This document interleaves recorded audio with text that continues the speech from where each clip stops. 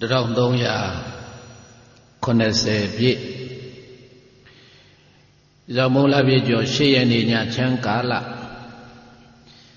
ပေကူတိုင်ပေကူမြို့မာဇီတီရက်ွက်မဟာဒုက္ခပိဏဗဆွန်လောင်းအသင်းကြီးမှဆရင်ကျင်းပပြုလုပ်အပ်သော10ကြိမ်မြောက်စွန်သိမ်းအောင်ပွဲ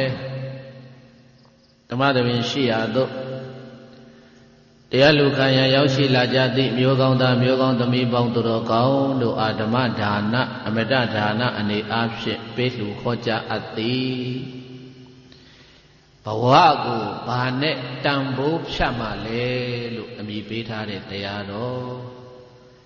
ဒီနေ့ညဘုန်းကြီးတို့ဟောမဲ့တရားကောင်းစဉ်ကိုကြေညာပါတယ်ပရိသတ်ရေဘဝကိုဘာနဲ့တန်ဖိုးဖြတ်မှလဲတဲ့ဘာတရားပါလဲဘဝကိုဘာနဲ့တန်ဖိုးဖြတ်မှလဲဗျာဘဝကိုဘာနဲ့တန်ဖိုးဖြတ်မှလဲလို့အမည်ပေးထားတဲ့ဓမ္မကထာဒေသနာဒီနေ့ညဟောကြားမည်ဖြစ်လေသောကြောင့်တရားမောကြားသိပြီတရားမနာကြားသိပြီမှတရားပိုင်ရှင်ဖြစ်တော်မူတဲ့ဘုန်းတော်6ပါးသခင်သဗ္ဗညုဘုရားရှင်ကိုရောမြတ်ကြီးကိုယောသေးသောလက်ဥချီမိုးရှိခိုး၍ဓမ္မသဘင်စတင်ဖွညာရအောင်အလုံးပရိသတ်ပေါင်းသူတော်ကောင်းတို့ကလက်ဥချီပြီးတော့ဘုရားရှင်ကိုရောမြတ်ရဲ့ဂုဏ်တွေကိုအာယုံပြုနေပါဘုရင်ကဓမ္မသနာပလင်ဌာနကနေပြီးတော့ဘုရားရှင်ကိုရောမြတ်အားချီးကျူးကိုရောပူဇော်အပ်တဲ့နမကာရဘုရားရှိခိုးဖြင့်ဘုရားရှိခိုးပူဇော်၍ဓမ္မသဘင်စတင်ပွင့်ရအောင်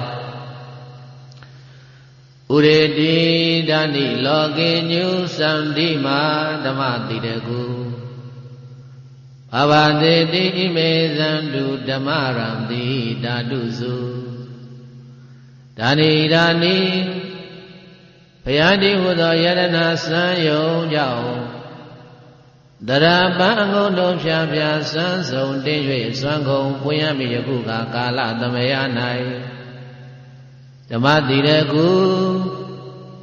ရွှေမြအယောင်နေလယောင်တွေလယောင်တို့ထက်ဂရေကရမကအောင်ဝင်းကြည်ပ၍အလင်းတိတလာဖြာဖြာပွားနိုင်သဖြင့်ကဘာတလွားမှယရဏတရားတိဟုသောကြောင့်ဝါလည်းရှိတော်မူပါပေထသောလောကီညုလူအကြောင်းတွေနတ်အကြောင်းတွေမြမအကြောင်းတွေနဲ့ကဘာအကြောင်းတွေ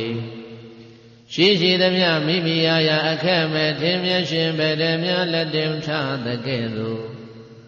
ပိုက်ကြဝေဘံသဗ္ဗညုတရွှေဉာဏ်တော်ဖြင့်ဧကံပြည့်မြင်တော်မူပါပေထသောစန္ဒီမာတကဘာလုံးမှာသာဆုံးထိန်ဆုံးဖြစ်၍စိတ်တလုံးမြတော်ရာလုံးခဏမပေါ်လာလည်းရင်တမြော်ကမန်းနေလျက်သည့်စံငွေပွင့်ပုံတွင်ဘုရားရှင်ကိုရောမြတ်ကြီးသည်ဥရေတိအမိုက်ကိုပဲခွာရှောင်းအမောင်းကိုဖြာခွင်း၍အလင်းတတကြီးကြီးနှင့်ဖို့ဥဒီတောင်းထိန်စီမှာမြရောင်ကြီးတဖိတ်ဖိတ်နှင့်တရရိပ်ပေါ်ထွန်းတော်မူခဲ့လေပြီစန္ဒီမှာလေးကျွန်းကိုလှည့်ရ၍400ကိုမြန်တော်မူ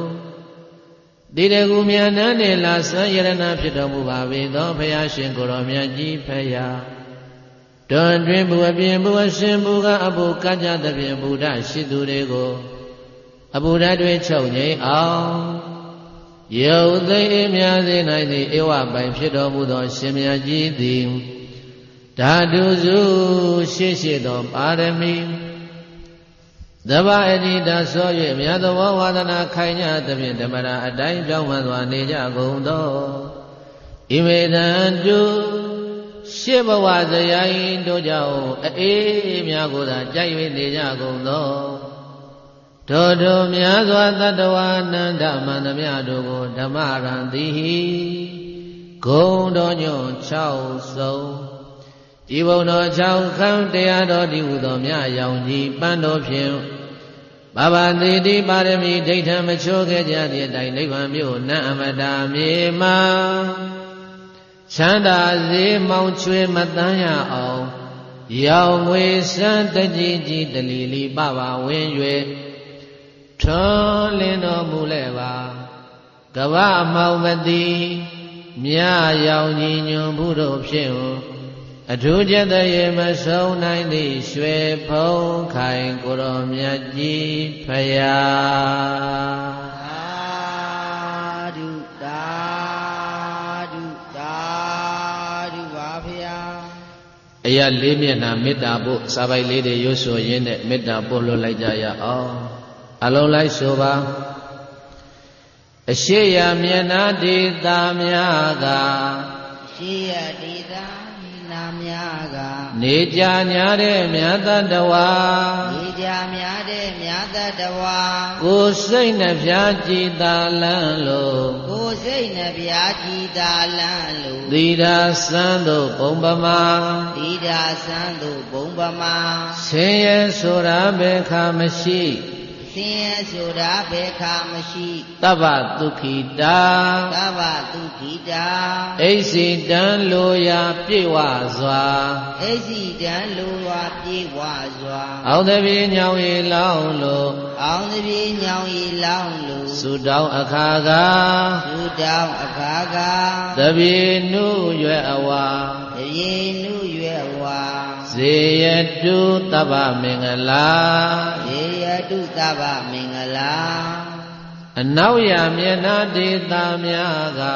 အနောက်ရမျက်နှာဒေတာများကနေကြညာတဲ့မြတ်တဝါနေကြများတဲ့မြတ်တဝါကိုယ်စိတ်နှဖျားကြည်သာလန်းလို့ကိုယ်စိတ်နှဖျားကြည်သာလန်းလို့သီတာစံတို့ဘုံပမာသီတာစံတို့ဘုံပမာဆင်းရဲဆိုတာဘယ်ခါမရှိဆင်းရဲဆိုတာဘယ်ခါမရှိတဗ္ဗဒုက္ခိတာတဗ္ဗဒုက္ခိတာအိစိတံလိုရာပြည့်ဝစွာအိစိတံလိုရာပြည့်ဝစွာအောင်တပြေညောင်ရီလောင်းလို့အောင်တပြေညောင်ရီလောင်းလို့သုတောင်းအခါကသုတောင်းအခါကတပြေနုရွယ်အဝါတပြေနုရွယ်ဝါဇေယတုတဗ္ဗမင်္ဂလာဇေယတုတဗ္ဗမင်္ဂလာတောင်ရမျက်နှာဒေတာများကတောင်ရမျက်နှာဒေတာများကနေကြညာတဲ့မြတ်တဝါ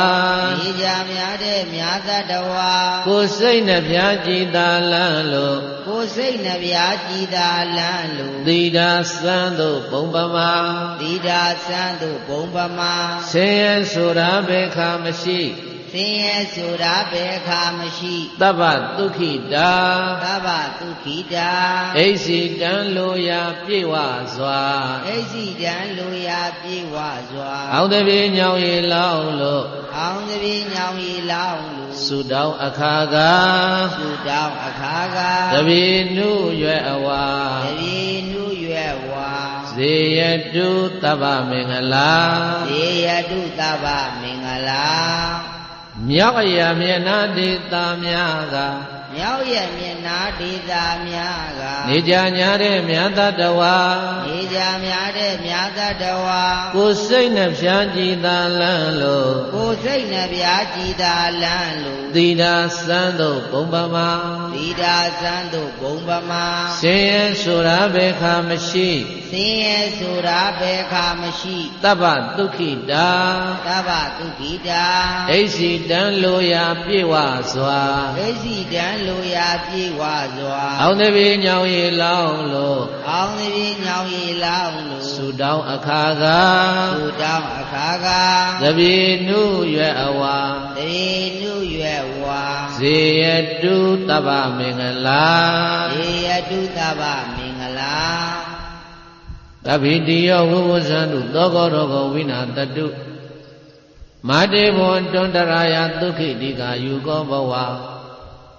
တပိတိယောအလုံးစုံသောဘိဥပယောဂအန္တရေဟုသမျှပေါင်းတို့သည်ဝုဝဇန္တုရှောင်လွဲပြောင်းပြကြပါစေကုန်သောကောသသောကတရားသည်၎င်းရောဂောသကနာယောဂသည်၎င်းဝိနာတတုပြောင်းပြပါစေအန္တရာယအန္တရေပေါင်းတို့သည်မာဘဝတုမကြမရောက်ကြပါစေကုန်လေဒုက္ခိတာကိုစိတ်နှဖျားကြမ်းမှချမ်းသာဝမ်းသာကြကုန်သည်ဖြစ်၍ဒီဃာယုဃာတယတံကိုကြော်လန်းနိုင်ကြကုန်သည် ဘဝတုဘဝတုကောင်းစွာမသွေဖြစ်နိုင်ကြပါစေကုန်တည်းသာဓုသာဓုသာဓုပါဗျာမေတ္တာအာတိတမေတ္တာပရဏာများပြုပြီးတော့ဒီနေ့ညမဟာဒုက္ခဆွမ်းလောင်းသင်ကြီးရဲ့ဓမ္မသဘင်တရားပွဲကိုဘုန်းကြီးတို့စတင်ပြီးတော့ဖွင့်ပါတယ်လက်အုပ်ကလေးတွေအောက်ချထားပြီးတော့ကိုရည်ရှိထိုင်နိုင်မဲ့ဣရိယာပုဂ္ဂိုလ်ပြင်ပြောင်းထိုင်လို့ဒီနေ့ညဘုန်းကြီးတို့ဟောမဲ့တရားပရိသတ်ရဲ့ဘဝကိုဘာနဲ့တန်ဖိုးဖြတ်မှာလဲတဲ့ဗတ်တရားတဲ့လေဘဝကိုဘာနဲ့တန်ဖိုးဖြတ်မှာလဲဘုန်းကြီးတို့တိတကူဆရာတော်ကြီးတပိတ်အိုင်ဒေါက်တာအရှင်ညာနိတ္တရခေါ်ထားတဲ့တရားဝေတစ်ခွေရှိပါတယ်လွန်ခဲ့တဲ့အနှစ်20လောက်ကပေါ့စီ60တခွေသာဘဝတန်ဖိုးတဲ့ဗတ်တရားတဲ့ဘဝတန်ဖိုးပါဗျာအဲ့ဒီဘဝတန်ဖိုးဆိုတဲ့တရားမှာဆရာတော်ဘုရားကဥစ္စာရဲ့အနှစ်သာရဘေဇာနာဝေဒနာသာရဒနာဘာဝေနဣမတဒနတဒါနာနာမသာရောဥစ္စာတွေကအနှစ်သာရကိုထုတ်လိုက်ရင်ဒါနကောင်းမှုဘဝရောဂနံသာရဒနာဘာဝေနဣမတကာယတသီလနာမသာရောခန္ဓာကိုယ်ရဲ့အနှစ်သာရကိုထုတ်ရင်တဲ့သီလရပါတယ်ဆိုပြီးတော့ဆရာတော်ဘုရားကဟိုဓမ္မပဒပါဠိတော်မှာလာတဲ့ယောဇဝသတတံဇိဝေအပတံဥဒယဗယံဧကဟံဇိဝိတံသေယောပတ္တတော်ဥဒယဗယံဆိုပြီးတော့ဒီပါဠိတော်ကြီးကိုးကားပြီးတော့ဆရာတော်ဘုရားကဘဝတန်ဖိုးဆိုတဲ့တရားကိုဟောသွားတာအနှစ်20လောက်ရှိပြီအဲ့ဒါဘုန်းကြီးကဒီနေ့ဘဝတန်ဖိုးရဲ့တရားကိုဟောပြပုံလေးပေါ့လေဒါလေးဘုန်းကြီးခရီးသွားရင်လည်းကားပေါ်မှာဘုန်းကြီးတို့ဓမ္မဂရိကတွေဆိုတာညဘက်ခရီးထွက်ရတယ်အဲ့ဒါဘုရားကနေပြီးတော့ဘုန်းကြီးအိတ်ဆွဲကားဆွေးပြီးတော့ခရီးထွက်သွားတာညဘက်ကိုကားပေါ်မှာခရီးသည်တွေပြင်းမှကြောက်လို့ဆိုပြီးတော့ဗီဒီယိုဇလံခွေလေးတစ်ခွေပေါ့အဲ့ဒါဖွင့်ပြတယ်ဖွင့်ပြတော့ပရိသတ်တွေကဟောနဲ့ထားပြီးတော့ရည်နေဟာသကားဆိုတော့အဲ့ဒါဘုန်းကြီးကလည်းကဘာတွေလောက်တော့သဘောကျလို့ရည်နေလည်းမသိဘူးငါလည်းကြည့်အောင်မှဆိုပြီးတော့မျက်လုံးလေးဖွင့်ပြီးတော့အဲ့ဒါကြည့်တော့ပရိသတ်ဟာသကားလေးတစ်ခါပါအဲ့ဒီဟာသကားလေးကိုကြည့်ပြီးတော့ဘုန်းကြီးကဒီတရားကိုဟောခြင်းစိတ်ပေါက်သွားတာအဲ့ဒီဟာသကားလေးထဲမှာပြောလိုက်တဲ့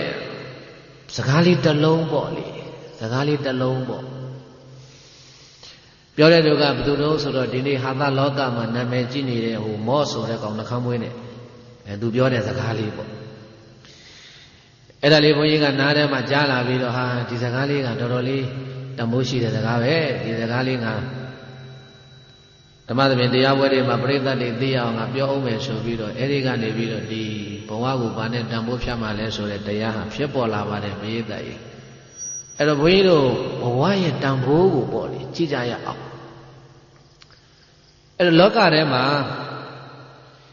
တန်ဖိုးကိုဘာနဲ့ဖြတ်ကြတော့လို့ဆိုတော့ပြိဿနားလေအောင်ဘုန်းကြီးတခုပြောမယ်အိမ်ရှိတယ်ကားရှိတယ်အိမ်တစ်လုံးရဲ့တန်ဖိုးဟာဘယ်လောက်တန်တော့လို့မေးရင်အဲ့ဒီအိမ်ဟာသိန်း2000တန်တယ်သို့မဟုတ်သိန်း20တန်တယ်သို့မဟုတ်သိန်း30တန်တယ်ဟာအဲ့ဒီကားကြီးကောင်းလိုက်တာဒီကားကြီးသိန်းဘယ်လောက်တန်လဲအဲ့ဒီကားကြီးသိန်း900တန်တယ်ကားတို့အိမ်တို့စိန်တို့ရွှေတို့ဆိုတာဘုန်းကြီးတို့ပြည်တိုင်းတက်ရှိလားတက်မဲ့လားတက်မဲ့ပါဗျာတက်မဲ့ပစ္စည်းတွေအဲ့ဒီတက်မဲ့ပစ္စည်းတွေကိုတန်ဖိုးဖြတ်တဲ့နေရာမှာလည်းပဲတက်မဲ့လို့ခေါ်တဲ့ငွေကြေးနဲ့ပဲတန်ဖိုးဖြတ်တယ်ငွေဆိုတာကတက်ရှိလားတက်မဲ့လားတက်မဲ့ပါဗျာတက်မဲ့ပဲကောင်းပြီအဲ့ဒီကားတို့စိန်တို့ရွှေတို့တိုက်တွေကိုရအောင်ရှာဖွေနေတဲ့လူသားတွေကြတော့ လူသားဟာတက်ရှိလားတက်မဲ့လားတက်ရှိပါဗျာကောင်းပြီ တက်ရှိလူသားကတတ်မဲ့ပစ္စည်းတွေကိုရှာဖွေတယ်ရလာတဲ့တတ်မဲ့ပစ္စည်းတွေကိုတန်ဖိုးဖြတ်တဲ့နေရာမှာလဲပဲဘုန်းကြီးတို့ပြည်တိုင်းတတ်မဲ့နဲ့ပဲတန်ဖိုးဖြတ်တယ်။ဘာနဲ့တန်ဖိုးဖြတ်။တတ်မဲ့နဲ့တန်ဖိုးဖြတ်ပါတယ်ဗျာ။ကောင်းပြီအဲ့ဒါဆိုလို့ရှိရင်တတ်မဲ့ပစ္စည်းတွေကိုရှာဖွေနေတော့တက်ရှိလူသားတစ်ယောက်ရဲ့ဘဝတန်ဖိုးကိုဘဝအဆင့်တန်းကိုဘာနဲ့ဖြတ်မလဲ။ဒါလေးဘုန်းကြီးတို့ပြည်တိုင်းကြည့်ရအောင်။အဲ့တော့ဘုန်းကြီးတို့တက်ရှိလူသားတွေထဲမှာတန်ဖိုးအမြင့်ဆုံးတန်ဖိုးအကြီးမားဆုံးဘုန်းကြီးတို့ဆရာကြီးဦးရွှေအောင်သုံးတဲ့စကားနဲ့သုံးရင်တော့မဟာလူသားပေါ့ဘုန်းကြီးတို့တက်ရှိလူသားတွေထဲမှာတက်ရှိလူသားတွေထဲမှာတန်ဖိုးအကြီးဆုံးတန်ဖိုးအမြင့်မားဆုံးဘာနဲ့မှနှိုင်းလို့မရတဲ့သက်ရှိမဟာလူသားဘယ်သူတော့ဆိုလို့ရှိရင်ဗုဒ္ဓဘယ်သူလဲပြည့်တိုင်ဗုဒ္ဓပါဗျာဘုန်းကြီးတို့ဗုဒ္ဓရှင်တော်မြတ်ဘုရားကနတ်ဘဝကနေဘုရားဖြစ်လာတာမဟုတ်ဘူးဗြဟ္မာဘဝကနေဘုရားဖြစ်လာတာမဟုတ်ဘူးလူဘဝကနေဘုရားဖြစ်ရလူသားဘုရားဘာဘုရားလဲလူသားဘုရားပါဗျာဒါကြောင့်ဆရာကြီးဦးရွှေအောင်ကဗုဒ္ဓကိုမဟာလူသားဗုဒ္ဓတဲ့ဗါတယ်လေမဟာလူသားဗုဒ္ဓပါဗျာမဟာလူသားလူကနေဘုရားဖြစ်သွားတာဒါကြောင့်ဗုဒ္ဓကိုမဟာလူသားဗုဒ္ဓဆိုပြီးတော့ဇာတိဥရှိအောင်ကဒီအသုံးလုံးကိုသုံးတယ်ကောင်းပြီအဲ့တော့ဘုန်းကြီးတို့လူလောကနတ်လောကဗြဟ္မာလောကရှိသမျှလောကတွေထဲမှာလောက၃ပါးတို့ရဲ့အထွတ်အထိပ်တန်ဖိုးအကြီးမားဆုံးသောပုဂ္ဂိုလ်ဟာဘယ်သူလဲလို့မေးရင်ဗုဒ္ဓဘယ်သူလဲဘယင်သားဗုဒ္ဓပါဗျာကောင်းပြီဒါမျိုးလို့ရှိရင်ဘုန်းကြီးတို့ဗုဒ္ဓကဘာဖြစ်လို့လောကထဲမှာဒီလောက်ထိအောင်တန်ဖိုးအကြီးမားဆုံးအမြင့်ဆုံးဗုဒ္ဓနဲ့ဓာန်တုတန်ဖိုးဖြတ်လို့နှိုင်းလို့မရတဲ့ဗုဒ္ဓဆိုတဲ့ဘွယ်တို့ကုံတို့ကိုရပြီးတော့ဘာဖြစ်လို့ဘုရားဖြစ်သွားတာတော့သူ့ဘဝကိုဘယ်လိုမြင့်တင်သွားသလဲဘုရားကအလောင်းတော်ဘဝတုန်းကအဲ့ဒါလေးတွေကိုသွားကြည့်တဲ့အခါမှာဘုန်းကြီးတို့ဘုရင်တိုက်ဘုန်းကြီးတို့ဗုဒ္ဓရှင်တော်မြတ်ဘုရားသည်အလောင်းတော်ဘဝကပုထုဇဉ်ပဲလောင်းတော်ဘဝကပါလေပုထုဇဉ်ပါဗျာဘုန်းကြီးတို့တရားနာပရိသတ်လို့သူလုံငါလို့ပုထုဇဉ်ပဲသူလုံငါလို့ပုထုဇဉ်ဘဝကနေပြီးတော့တဖြည်းဖြည်းဘဝကိုမြင့်တဲ့မြင့်အောင်တန်ဖိုးတက်အောင်ဘုရားကအလောင်းတော်ဘဝကဖြည့်ချင်းရှိပြီးတော့သွားလိုက်တာနောက်ဆုံးအထွတ်အထိပ်လောကမှာဘာနဲ့မှနှိုင်းလို့မရတော့တန်ဖိုးအကြီးမားဆုံးသောဗုဒ္ဓဖြစ်ကိုရောက်သွားတာကောင်းပြီအဲ့ဒါဆိုရင်ဗုဒ္ဓဘာတွေလုပ်ခဲ့တယ်လဲဗုဒ္ဓရဲ့အကြောင်းအရာလေးကိုဘုန်းကြီးတို့ပြန်ကြည့်ရအောင်ပြည့်တိုက်အဲ့ဒါကိုဘုန်းကြီးတို့ရောဆရာတော်ဘုရားကြီးကဗုဒ္ဓနဲ့ပတ်သက်ပြီးတော့လင်္ကာလေးတစ်ခုစီထားတာရှိတယ်ပြည့်တိုက်လိုက်ဆိုကြည်စားမှာပရဟိတမြတ်ဗုဒ္ဓထူးလှအာဇာနီပရဟိတမြတ်ဗုဒ္ဓထူးလှအာဇာနီပရဟိတမြတ်ဗုဒ္ဓထူးလှအာဇာနီဟောဘုန်းကြီးတို့မြတ်စွာဘုရားဟိုးပုထုဇဉ်ဘဝတည်းကဘာလုပ်ငန်းတွေလုပ်ခဲ့တော့ဆိုရင်ပရဟိတဘာလုပ်ငန်းလဲပရဟိတလုပ်ငန်းဆိုတာဘုန်းကြီးတို့ပြည့်တိုင်းမှတ်တာကိုယ်အကျိုးကိုဘာမှထက်မတွက်ဖဲနဲ့သူများချမ်းသာဖို့လို့တတ္တဝါချမ်းသာဖို့လို့ကိုယ်အကျိုးကိုမငဲ့ဘဲနဲ့ဆောင်ရွက်တဲ့လုပ်ငန်းကိုပရဟိတလုပ်ငန်းဘာလုပ်ငန်းလဲပရဟိတလုပ်ငန်းပါဗျာအဲ့တော့ဘုန်းကြီးတို့ပြည်သားပေါင်းတော်ကောင်းတို့ကပရဟိတဆိုရင်ဘယ်လိုမြင်တော့လို့ဆိုတော့မိဘမဲ့ကလေးတွေဘုန်းကြီးကျောင်းတွေမှာစာသင်ပေးနေတာဒီလောက်ပဲမြင်တယ်ဒါပရဟိတအဲ့ဒါပရဟိတလုပ်နေတာအဲ့ဒါလောက်မြင်လို့မရဘူးပြည်သားကြီးအခုဘုန်းကြီးတို့မဟာတုခဆွမ်းလောင်းအသင်းဗာသင်လဲမဟာတုခဆွမ်းလောင်းအသင်းကအသင်းသူအသင်းသားတွေတန်ခါဌာနဆွမ်းလောင်းနေတယ်ဆိုတာတန်ခါတွေကိုဆွမ်းလောင်းနေတယ်ဆိုတာ တန်ဃာတွေချမ်းသာဖို့လို့ဘယ်သူချမ်းသာဖို့လို့လဲတန်ဃာတွေချမ်းသာဖို့ပါဗျာအဲ့ဒါပရဟိတလုပ်ငန်းပဲ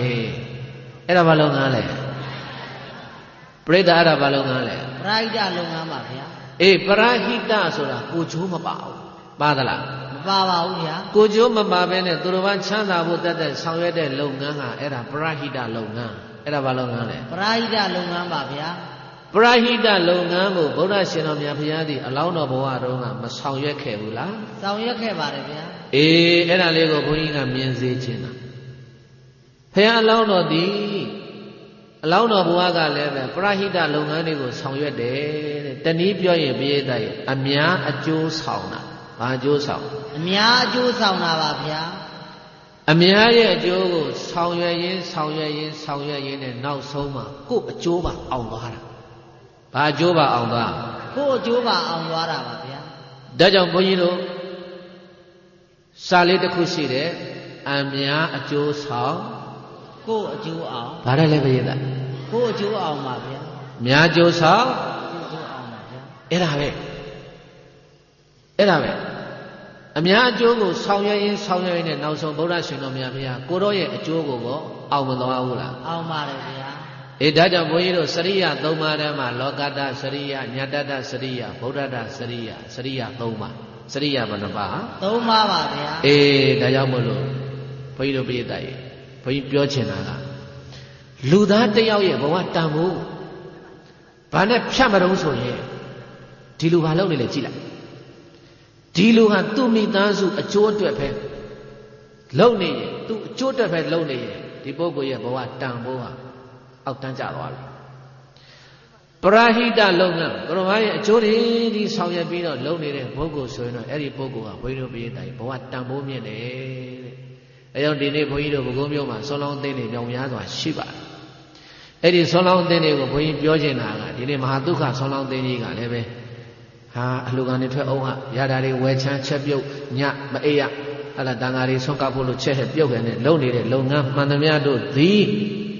ဘိဓိပိတမှတ်လိုက်ပါပရဟိတလုပ်ငန်းဘာလုပ်ငန်းလဲပရဟိတလုပ်ငန်းပါဗျာတန်ဃာတွေချမ်းသာဖို့ဘယ်သူချမ်းသာဖို့တန်ဃာတွေချမ်းသာဖို့ပါဗျာတန်ဃာချမ်းသာဖို့ဆောင်ရွက်တာဟာအများအကျိုးကိုဆောင်တာဘာအကျိုးကိုဆောင်အများအကျိုးကိုဆောင်တာအေးအများအကျိုးကိုဆောင်ပါတဲ့ကဲဘုန်းကြီးတို့ပြည်တိုင်းဆိုကြည်သားမှာအမြင်ထူးခြားလွန်တနာ၍အများအကျိုးကောင်းရာတိုးဖို့ကိုကျိုးစွန့်ခွာဖြည့်ကျင့်ကမြတ်စွာဘုရားပေါ်လာသည်အမြင်ထူးခြားလွန်တနာ၍အများအကျိုးကောင်းရာတိုးဖို့ကိုကျိုးစွန့်ခွာဖြည့်ကျင့်ကမြတ်စွာဘုရားပေါ်လာသည်ဘုန်းကြီးတို့ဘုရားလောင်းတော်ဟာကိုကျိုးတွေကိုစွန့်ပြီးတော့တတ္တဝါတွေရဲ့အကျိုးကဆောင်ရွက်ရင်းနဲ့အဲ့ဒါဗုဒ္ဓအဖြစ်ကိုရောက်လာတာပါပဲလို့ကဲဒီတော့ဘုန်းကြီးတို့ပြည်သားကြီးတို့ချင်းလုံရင်းလေးပြောကြည့်ရအောင်လူသားတစ်ယောက်ရဲ့တန်ဖိုးကိုဘာနဲ့ဖြတ်မလို့ဆိုရင်ပရဟိတနဲ့ဖြတ်ပါဘာနဲ့ဖြတ်မလဲပရဟိတနဲ့ဖြတ်ရမှာပါဗျာစလုံးလေးနှလုံးမှလိုက်အတ္တဟိတပရဟိတဘာလဲပြောအတ္တဟိတပရဟိတပါဗျာအတ္တဟိတဆိုတာကိုကျိုးအတ္တဟိတဆိုတာဘာကိုကျိုးပါဗျာအမြင်သိကျင်းတယ်ငါမိသားစုပဲတော်ပြီဒီမိလူတွေဘာမှမဆောင်ရွက်ပေးနိုင်ဘူးဆိုရင်အဲ့ဒီပုဂ္ဂိုလ်ကအတ္တသမားဘာသမားလဲအတ္တသမားပါဗျာပရဟိတဆိုတာသူတော်ဘာချမ်းသာဖို့လို့သူတော်ဘာအတွက်ကိုကျိုးအနစ်နာခံပြီးတော့သူတော်ဘာတွေတဲ့ဆောင်ရွက်တဲ့ပုဂ္ဂိုလ်ကအဲ့ဒါပရဟိတပုဂ္ဂိုလ်ပဲအဲ့တော့ပရဟိတတွေဆောင်ရွက်နဲ့နောက်ဆုံးမှာဘုန်းကြီးတို့ပြည်သားကိုအကျိုးကိုအောင်သွားတာဟာဗုဒ္ဓပါပဲလို့ကဲဆိုလိုက်ပါအများအကျိုးမတည်ဘူးတန်ဖိုးမရှိပါ မရှိပါ အများအကျိုး အများအကျိုး မသေးဘူး မသေးဘူး တန်ဖိုးမရှိပါ တန်ဖိုးမရှိပါ အတ္တကြီးမှ အတ္တကြီးမှ ထိုသူများ ထိုသူများ ကြသွားတန်ဖိုးပါ ကြသွားတန်ဖိုးပါ အတ္တကြီးမှ အတ္တကြီးမှ ထိုသူများ ထိုသူများ ကြသွားတန်ဖိုးပါ ကြသွားတန်ဖိုးပါ အများကျိုးဆောင် အများအကျိုးဆောင် ကိုယ်အကျိုးအောင် ကိုယ်အကျိုးအောင် ရှေ့ဆောင်ညွန်ပြတာ ရှေ့ဆောင်ညွန်ပြတာ အများကျိုးဆောင် အများအကျိုးဆောင် ကိုယ်အကျိုးအောင် ကိုယ်အကျိုးအောင် ရှေ့ဆောင်ညွန်ပြတာ ရှေ့ဆောင်ညွန်ပြတာ ပရာဟိတ ပရာဟိတ မြတ်ဗုဒ္ဓ မြတ်ဗုဒ္ဓ သုလအာဇာနီ ထူလအာဇာနီ ပရာဟိတ ပရာဟိတ မြတ်ဗုဒ္ဓ မြတ်ဗုဒ္ဓ သုလအာဇာနီ ထူလအာဇာနီ ကောင်းပြီစလုံးတစ်လုံးကိုမှတ်ပါတော့ဒီလူသားရဲ့ဘဝဟာတန်ဖိုးရှိလားမရှိလားသူ့ဘဝတန်ဖိုးကိုဖြတ်ချင်ပရာဟိတနဲ့ဖြတ်ဗာနဲ့ဖြတ် ပရာဟိတနဲ့ဖျက်ရမှာပါဗျာ သူ့မှာစိတ်နေရှိတွေဘလောက်ပဲပေါ်ပေါ်ယာရုခုံတွေဘလောက်ပဲရှိရှိပညာတွေဘလောက်ပဲတတ်ချင်တဲ့လောက်တတ်ပေါ်ကျင်တဲ့လောက်ပေါ်ပရာဟိတလုပ်ငန်းကိုမဆောင်ရွက်ဘူးဆိုရင်အဲ့ဒီပုဂ္ဂိုလ်ရဲ့ဘဝဟာတန်ဖိုးမရှိဘူးတဲ့ကောင်းပြီပရာဟိတဆိုတဲ့စလုံးတစ်လုံးကိုမှတ်ပါနောက်တစ်ခုထပ်ပြောမယ်ပရိသတ်ဘဝတန်ဖိုးကိုဖြတ်ချင်ဘဝတန်ဖိုးကိုဖြတ်ချင်ကုသိုလ်အကုသိုလ်တဲ့ဗါလဲလေ ကုသိုလ်အကုသိုလ်ပါဗျာ ကုသိုလ်ကောင်းမှုတွေလုပ်နေအဲ့ဒီပုဂ္ဂိုလ်ရဲ့ဘဝဟာတန်ဖိုးမြင့်တယ်ကုသိုလ်ကောင်းမှုတွေမလုပ်ဘူးဆိုအဲ့ဒီပုဂ္ဂိုလ်ရဲ့ဘဝဟာတန်ဖိုးနှိမ့်တယ်ဒါပဲရှင်းရှင်းလေးတရားကအဲ့တော့မနေ့မိုးလင်းကမိုးချုပ်ကိုဘဝကိုပြန်စမ်းစစ်ကြည့်ငါဒီနေ့ကုသိုလ်ကောင်းမှုဘယ်နှခုရတယ်ဒါနမရဘူးသီလမရဘူးသမထဝိပဿနာမရဘူးဆိုအဲ့ဒီပုဂ္ဂိုလ်ရဲ့ဘဝဟာတန်ဖိုးနှိမ့်သွားပြီဒီနေ့ရှာလိုက်တာသိန်း100မြတ်တယ်မြတ်ချင်တဲ့လောက်မြတ်ဒီနေ့လောကကဘုန်းကြီးတို့ပြည့်သားရဲ့ဘဝရဲ့အဆင့်တန်းကိုဘဝရဲ့တန်ဖိုးကိုဘာနဲ့ဖြတ်နေတော့ဆိုတော့စိန်ရွှေငွေကြောက်တံပရမယာဓုခုံသိစီစဉ်ဥစ္စာပညာတတ်မှတ်တာဒါနဲ့ဖြတ်တာ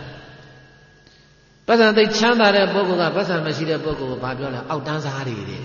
ဘာတယ်လဲပြည့်သား အောက်တန်းစားတွေပါ ပညာသိတတ်နေတဲ့ပုဂ္ဂိုလ်တွေကပညာမဲ့နေတဲ့ပုဂ္ဂိုလ်ကိုဘာပြောလဲအောက်တန်းစားတယ်တို့တော့အဆင်မရှိဘူးတဲ့မပြောဘူးလား ပြောပါတယ်ဗျာ ဟဲ့သမီးသူတို့နဲ့ကောင်းမပေါင်းနဲ့ဆယ်တန်းတဖုံဖုံကြာနေတာဘာမှပညာတတ်တဲ့ကောင်တွေမဟုတ်ဘူးသူ့အမေ၄တောင်းတော့မအောင်ဘူးတို့ကဘွဲရပညာတတ်တို့ကပမောက္ခဒီလိုပညာရှိတဲ့ပုဂ္ဂိုလ်ကလည်းပညာမဲ့တဲ့ပုဂ္ဂိုလ်ကိုဘာပြောလဲအောက်တန်းစားအဆင်မရှိဘူးတဲ့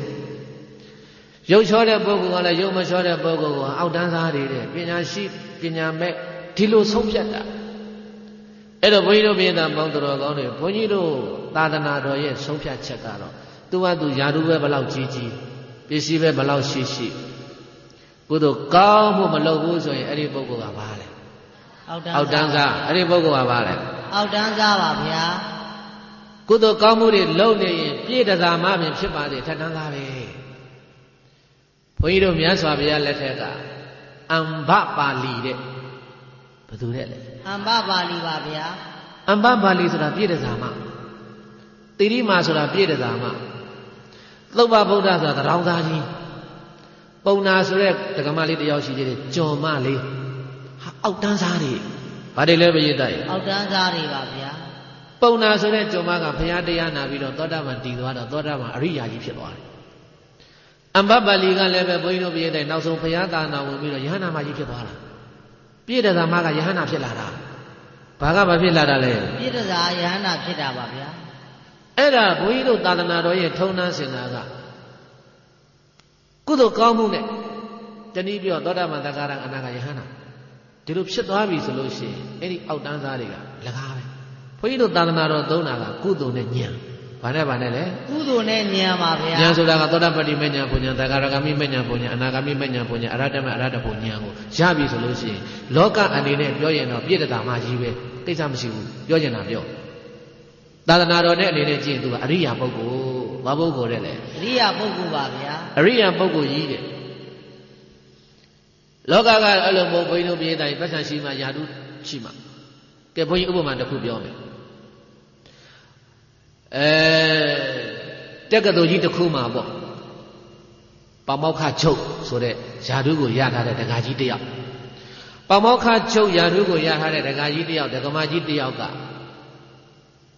ဟိုးဆယ်တန်းတက်ဖို့ကြာနေတဲ့လူကိုဘာပြောတော့မင်းအဆင့်မရှိဘူးမင်းအဆင့်မရှိဘူးမင်းအလကားကောင်းသူ့အနေနဲ့ကြည့်တော့ဟုတ်တာပေါ့သူကပါမောက္ခချုပ်ကိုမင်းတို့လည်းကအဆင့်မရှိဘူးကောင်းပြီအဲ့ဒီပါမောက္ခချုပ်ကြီးသေးဟိုဘဝလူပြန်ဖြစ်အမိဝမ်းကကြော့မွေးကြောင်းထားပါမောက္ခချုပ်ကြီးမို့လို့10တန်းစာစပြီးတော့ဖတ်နိုင်တာမဖတ်နိုင်ပါဘူးဗျာဝါလုံးကစသင်ရတယ်ဘယ်ကစသင်ရလဲဝါလုံးကစသင်ရပါတယ်ဗျာဒါပါမောက္ခချုပ်ကြီးသိလို့ဝင်သားတာ10တန်းစာတန်းဖတ်ဆိုင်ဆိုအဲ့ဒီကလေးဖတ်နိုင်သလားမဖတ်နိုင်ပါဘူးဗျာဟိုဘဝကပိုင်ဆိုင်ခဲ့တော့ယာဓုပညာအလုံးဟိုဘဝမှာဘာဖြစ်ခဲ့လဲထားခဲ့ဘာလုပ်ခဲ့ရလဲထားခဲ့ရပါတယ်ဗျာဒီဘဝကိုယူလာလို့ရသလားမရပါဘူးဗျာပညာတော်မှယူလာလို့မရဘူးဆိုရင်ဘုန်းကြီးတို့ပြည့်တိုက်စီးပွားဥစ္စာယူလာလို့ရသလားမရပါဘူးဗျာအေးအဲ့ဒါပဲ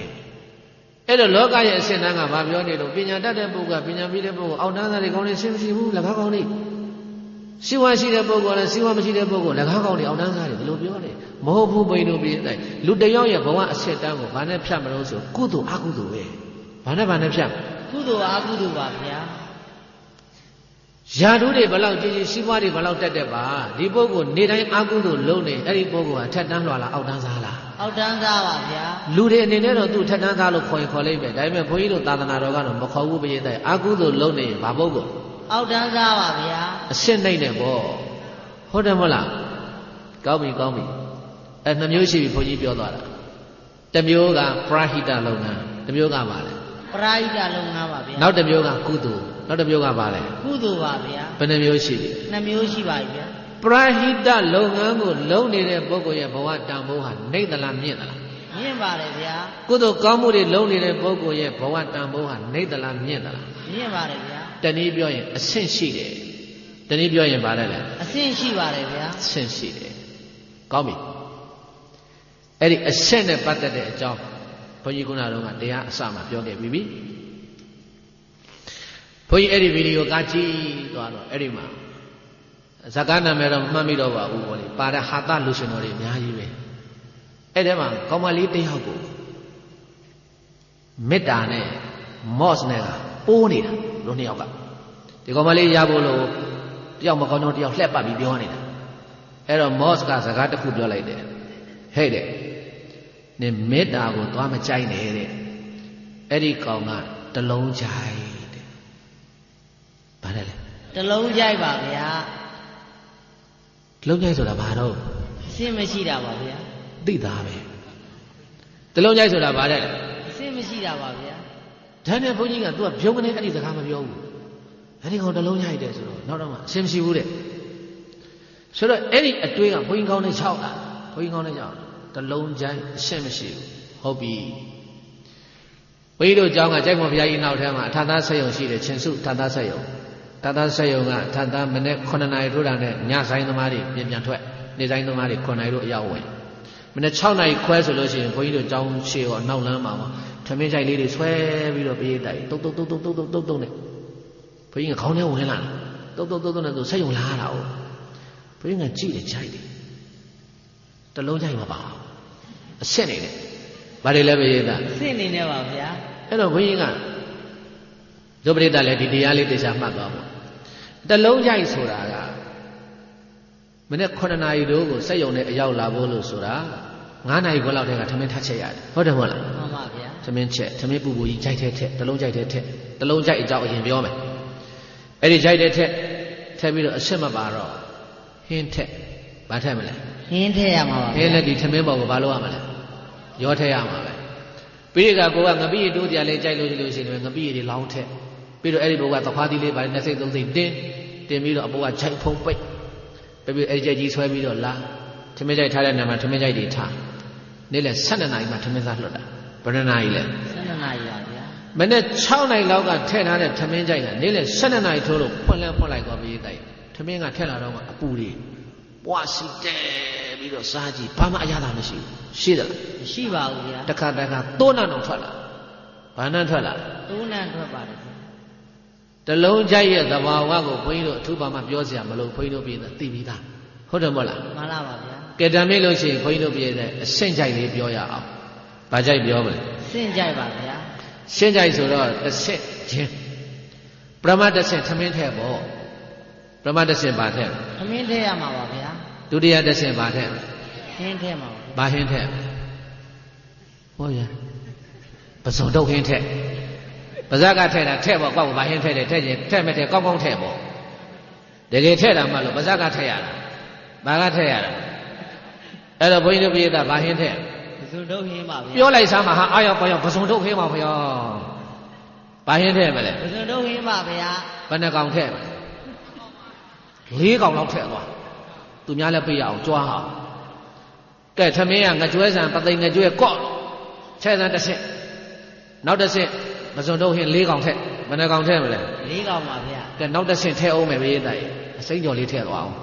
ဘာထဲမလဲစိမ့်ကြော်လေးပါဗျာနောက်တစ်ဆင့်အပေါ်ကအတုပ်လေးပါလေးမယန်းဒီတုပ်လေးပါလေးထဲဗျာ4ဆင့်ဗျာဘယ်နှဆင့်လဲ4ဆင့်ပါဗျာဂျိုက်ကိုင်းလေးနဲ့သူကသူတက်ပြီးတော့ဆွဲသွားကဲ12နာရီတို့တောင်းတန်ချောင်းခောက်ထမင်းသားပြုတ်ပြီးကဲကိုထမင်းကြိုက်လေးကိုဖွင့်ကြည့်တာတန်ရှင်းမနေဘူးလားနေပါတယ်ဗျာစားရတာကောအရသာမရှိဘူးလားရှိပါတယ်ဗျာအဲ့ဒါအရှင်းကြိုက်နဲ့တလုံးကြိုက်ရဲ့ပွာခြားချက်ကအဲ့ဒါပါပဲကောင်းပြီဒီဥပမာကိုဘုန်းကြီးတို့ပြည်သားပေါင်းတော်ကောင်းတို့သဘောပေါက်ပြီဆိုရင်ကိုယ့်ဘဝကိုပြန်စဉ်းစားငါဘဝကတလုံးကြိုက်လားအရှင်းကြိုက်လားဆိုတာကိုပြန်စဉ်းစားတော့မနေ့မိုးလင်းလာတာနဲ့သားရေးသမီးရေးရှိမွားရေးလူမှုရေးဟာရောက်ရက်တိခါပြီးတော့ဟိုပြည့်ဒီပြည့်အဲ့ဒါတွေသားသမီးကိစ္စလဲကိုယ်ခေါင်းထဲမှာပဲရှိမွားရေးကိစ္စလဲကိုယ်ခေါင်းထဲမှာပဲရရေးရွာရေးကိစ္စလဲကိုယ်ခေါင်းထဲမှာပဲဒီတလုံးကြိုက်ကြီးတဲ့ကိုရှိတဲ့မြတွေအကုန်လုံးစုထည့်နေတာသားရေးသမီးရေးရှိမွားရေးတွေနဲ့အချိန်ကုန်နေခြင်းအဲ့ဒီပုဂ္ဂိုလ်ရဲ့ဘဝဘာလဲဘာကြိုက်လဲပရိသတ်တလုံးကြိုက်ပါဗျာတလုံးကြိုက်ဘဝပါလားအရှင်းမရှိဘူးရှိသလားပရိသတ်မရှိပါဘူးဗျာဥပုံနေမှမသိဘူးအခုဓမ္မသဘင်တရားပွဲကြီးရှိတယ်ဟာတရားပွဲကျင့်ပဖို့ဟာလွယ်မှလို့မတ်တထိုးဘုန်းကြီးပေအောင်ကြိုးကဘာဟုတ်ဒီလောက်တောကတွေများပြီးတော့သူများပရဟိတလုပ်ငန်းဆောင်ရွက်ဓာတ်ဆက်နဲ့လိုက်ဖိတ်တယ်တရားနာကြွကြပါခင်ဗျာတရားပွဲရှိပါတယ်သူများတစ်ပတ်လေးတွေပခုံးဝင်တင်လို့တရားနာထွက်ဓမ္မဟိတကထွက်ပေးတယ်အကြီးတို့ဘယ်သွားကြမလို့လဲတရားနာသွားမလို့တော့ရေတရားပွဲရှိလားအေးဟုတ်တယ်အေးကြားတော့ကြားတယ်အေးနောက်နေ့ညကြမှာလိုက်တော့မယ်အဲ့တော့ဘာဖြစ်လို့တော့မအားဘူးငါအိမ်မှာအလုပ်တွေရှိတယ်အဲ့ဒါဆိုဘုန်းကြီးတို့မြေတိုင်းဘာချိုက်လဲတလုံးကြိုက်ပါဗျာတလုံးကြိုက်ကြီးဘာကြိုက်ကြီးလဲဘုရားသားတလုံးကြိုက်ပါဗျာတလုံးကြိုက်ကြီးဘုန်းကြီးတို့ဘုရားသားသူရှုပ်နေတာလေဟုတ်တယ်မဟုတ်လားအတွင်းကလည်းရှုပ်လို့လိမ့်အပြင်ကလည်းရှုပ်လို့လိမ့်ကိုယ်ကလေးအမေဘုတ်လို့တကယ်ပြုံးမဲ့ပုံကိုချိန်သုံးတနာချီအရှုပ်ကိုဖြီးဖြုံးမှပြုံးမဲ့ထိုအချိန်တဲ့တသံတရားလုံးရှုပ်လာတာဘုရားသားရဲ့ခဏိတိရှင်းလို့မရဘူးတဲ့အဲ့ဒါသူတို့ကပြောတယ်ရှင်ဘုရားတဲ့တပည့်တော်တို့အလုတ်ရှုပ်လို့တဲ့ဗါတယ်လေဘုရားသားရဲ့အလုတ်ရှုပ်လို့ပါဗျာအလုတ်ရှုပ်တာမဟုတ်ဘူးအရှုပ်လုပ်တာဘာလဲဘုရားသားအရှုပ်လုပ်တာပါဗျာဘုရားကသာယုတ္တနိကေမှာဟောတာရှိတယ်အန္တောဇတာဗခိဇတာအတွင်းမှာလည်းရှုပ်တယ်တဲ့ပြင်မှာလည်းရှုပ်တယ်တဲ့အတွင်းမှာရှုပ်လဲသားရဲ့သမီးရဲ့ရှိပွားအပြင်မှာအတွင်းမှာရှုပ်လဲလောဘဒေါသမောဟမာနယကိလေသာအတွင်းမှာကိလေသာတွေနဲ့ရှုပ်တယ်ပြင်မှာသားရဲ့သမီးရှိပွားတွေနဲ့မရှုပ်ဘူးလားဘုရားသားရှုပ်ပါတယ်ဗျာအဲ့ဒီလိုရှုပ်နေတာမို့လို့မြတ်စွာဘုရားရှင်ကိုရောမြတ်ကအန္တောဇတာဗဟိဇတာအတွင်းကလည်းရှုပ်လို့လိမ့်အပြင်ကလည်းရှုပ်လို့လိမ့်ကိုယ်ကလေးအမေဘုတ်လို့တကယ်ပြုတ်မဲ့ပုံကိုချိန်သုံးတနာချီအရှုပ်ကိုဖြီးဖြုံးမှပြုတ်မဲ့ထိုအချိန်တဲ့မရှုပ်နိုင်သေးတဲ့ဒီအရှုပ်ကိုမဖြုတ်နိုင်သေးတဲ့ဘုရားတို့ဘုရားသားကြီးတန်တရာတဲကမထွက်နိုင်ဘူးတဲ့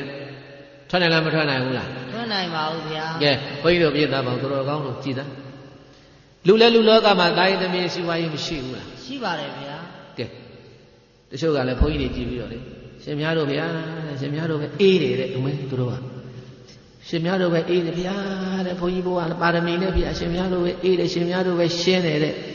မှန်ပါတယ်ကြည့်လိုက်ရင်တော့ဘုန်းကြီးတို့ပြည့်တိုင်းခေါင်းရှင်းတယ်မရှင်းဘူးလားရှင်းပါတယ်ဘုန်းကြီးသီလရှင်ခေါင်းကြည့်ရင်ဘာဖြစ်လဲရှင်းပါဗျာခေါင်းရှင်းလို့ကိုရှုပ်တာဘုန်းကြီးသီလရှင်ပါဘာလဲပြောလေခေါင်းရှင်းလို့ကိုရှုပ်တာဘုန်းကြီးနဲ့သီလရှင်ပါကြည့်လိုက်ရင်တော့ရှင်းနေတာပဲခေါင်းကကရုံးတုံးတာရှင်းနေတာပေါ့အဲမှာရှုပ်နေတယ်ဘာဖြစ်လဲထဲမှာရှုပ်နေတယ်ဘုန်းကြီးနဲ့ဘုန်းကြီးကိစ္စအကြောင်းမှာကိုရင်နေအပါ30ရှိတဲ့အကြောင်းမှာမွေးရတာဒီကလေးတွေစာသင်ဖို့လို့ဒီကလေးတွေစားဖို့တောက်ဖို့ရှားရဖွေးရမရှုပ်ဘူးလားကဲရှုပ်ပါတယ်ဗျာသီလရှင်တွေလည်းလာသန်း6ရက်9ရက်ဗန်းလေးခေါင်းပေါ်တင်ပြီးတော့စွန်းစားရထွက်ရတယ်ဆိုတာသူလည်းသူစားဝင်နေတယ်သူရှားရတာပဲမရှားဘူးလားရှားပါတယ်ဗျာအေးရှားသေးတယ်ဘရေးတိုင်းအဲ့တော့ဘုန်းကြီးတွေကနည်းနည်းတော်သေးတယ်သီလရှင်တွေကစွန်းစားတဲ့သူတို့ကကြောက်ရတာရှိသေးတယ်ကြောင့်ထီးကအများအားဆောင်လာခွေးကြောက်တာ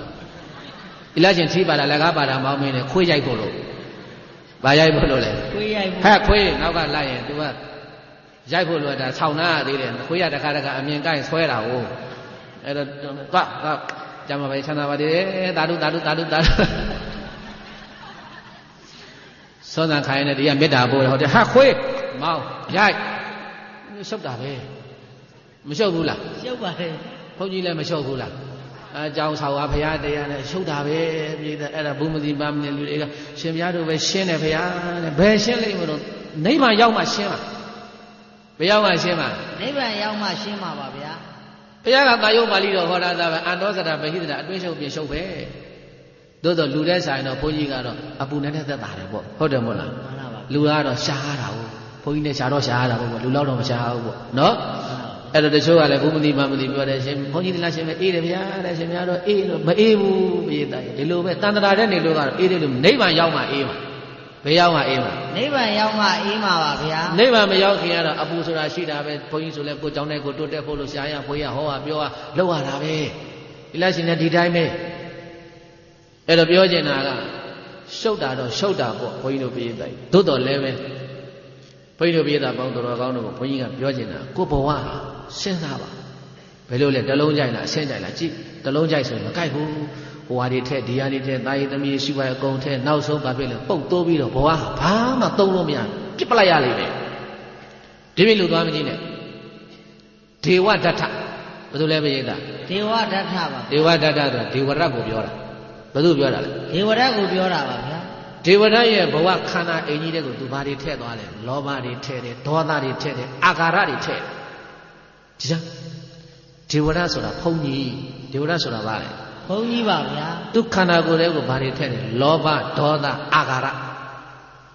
သူဘုရားဖြစ်ရှင်တယ်လေဘာဖြစ်ရှင်လဲဘုရားဖြစ်ရှင်တာပါဗျာမြတ်စွာဘုရားကိုသူယာဓုတောင်းတယ်နောင်တော်ကြီးဘုရားတဲ့တပည့်တော်ရှင်မြတ်ယာဓုခမှာတဲ့ဒီ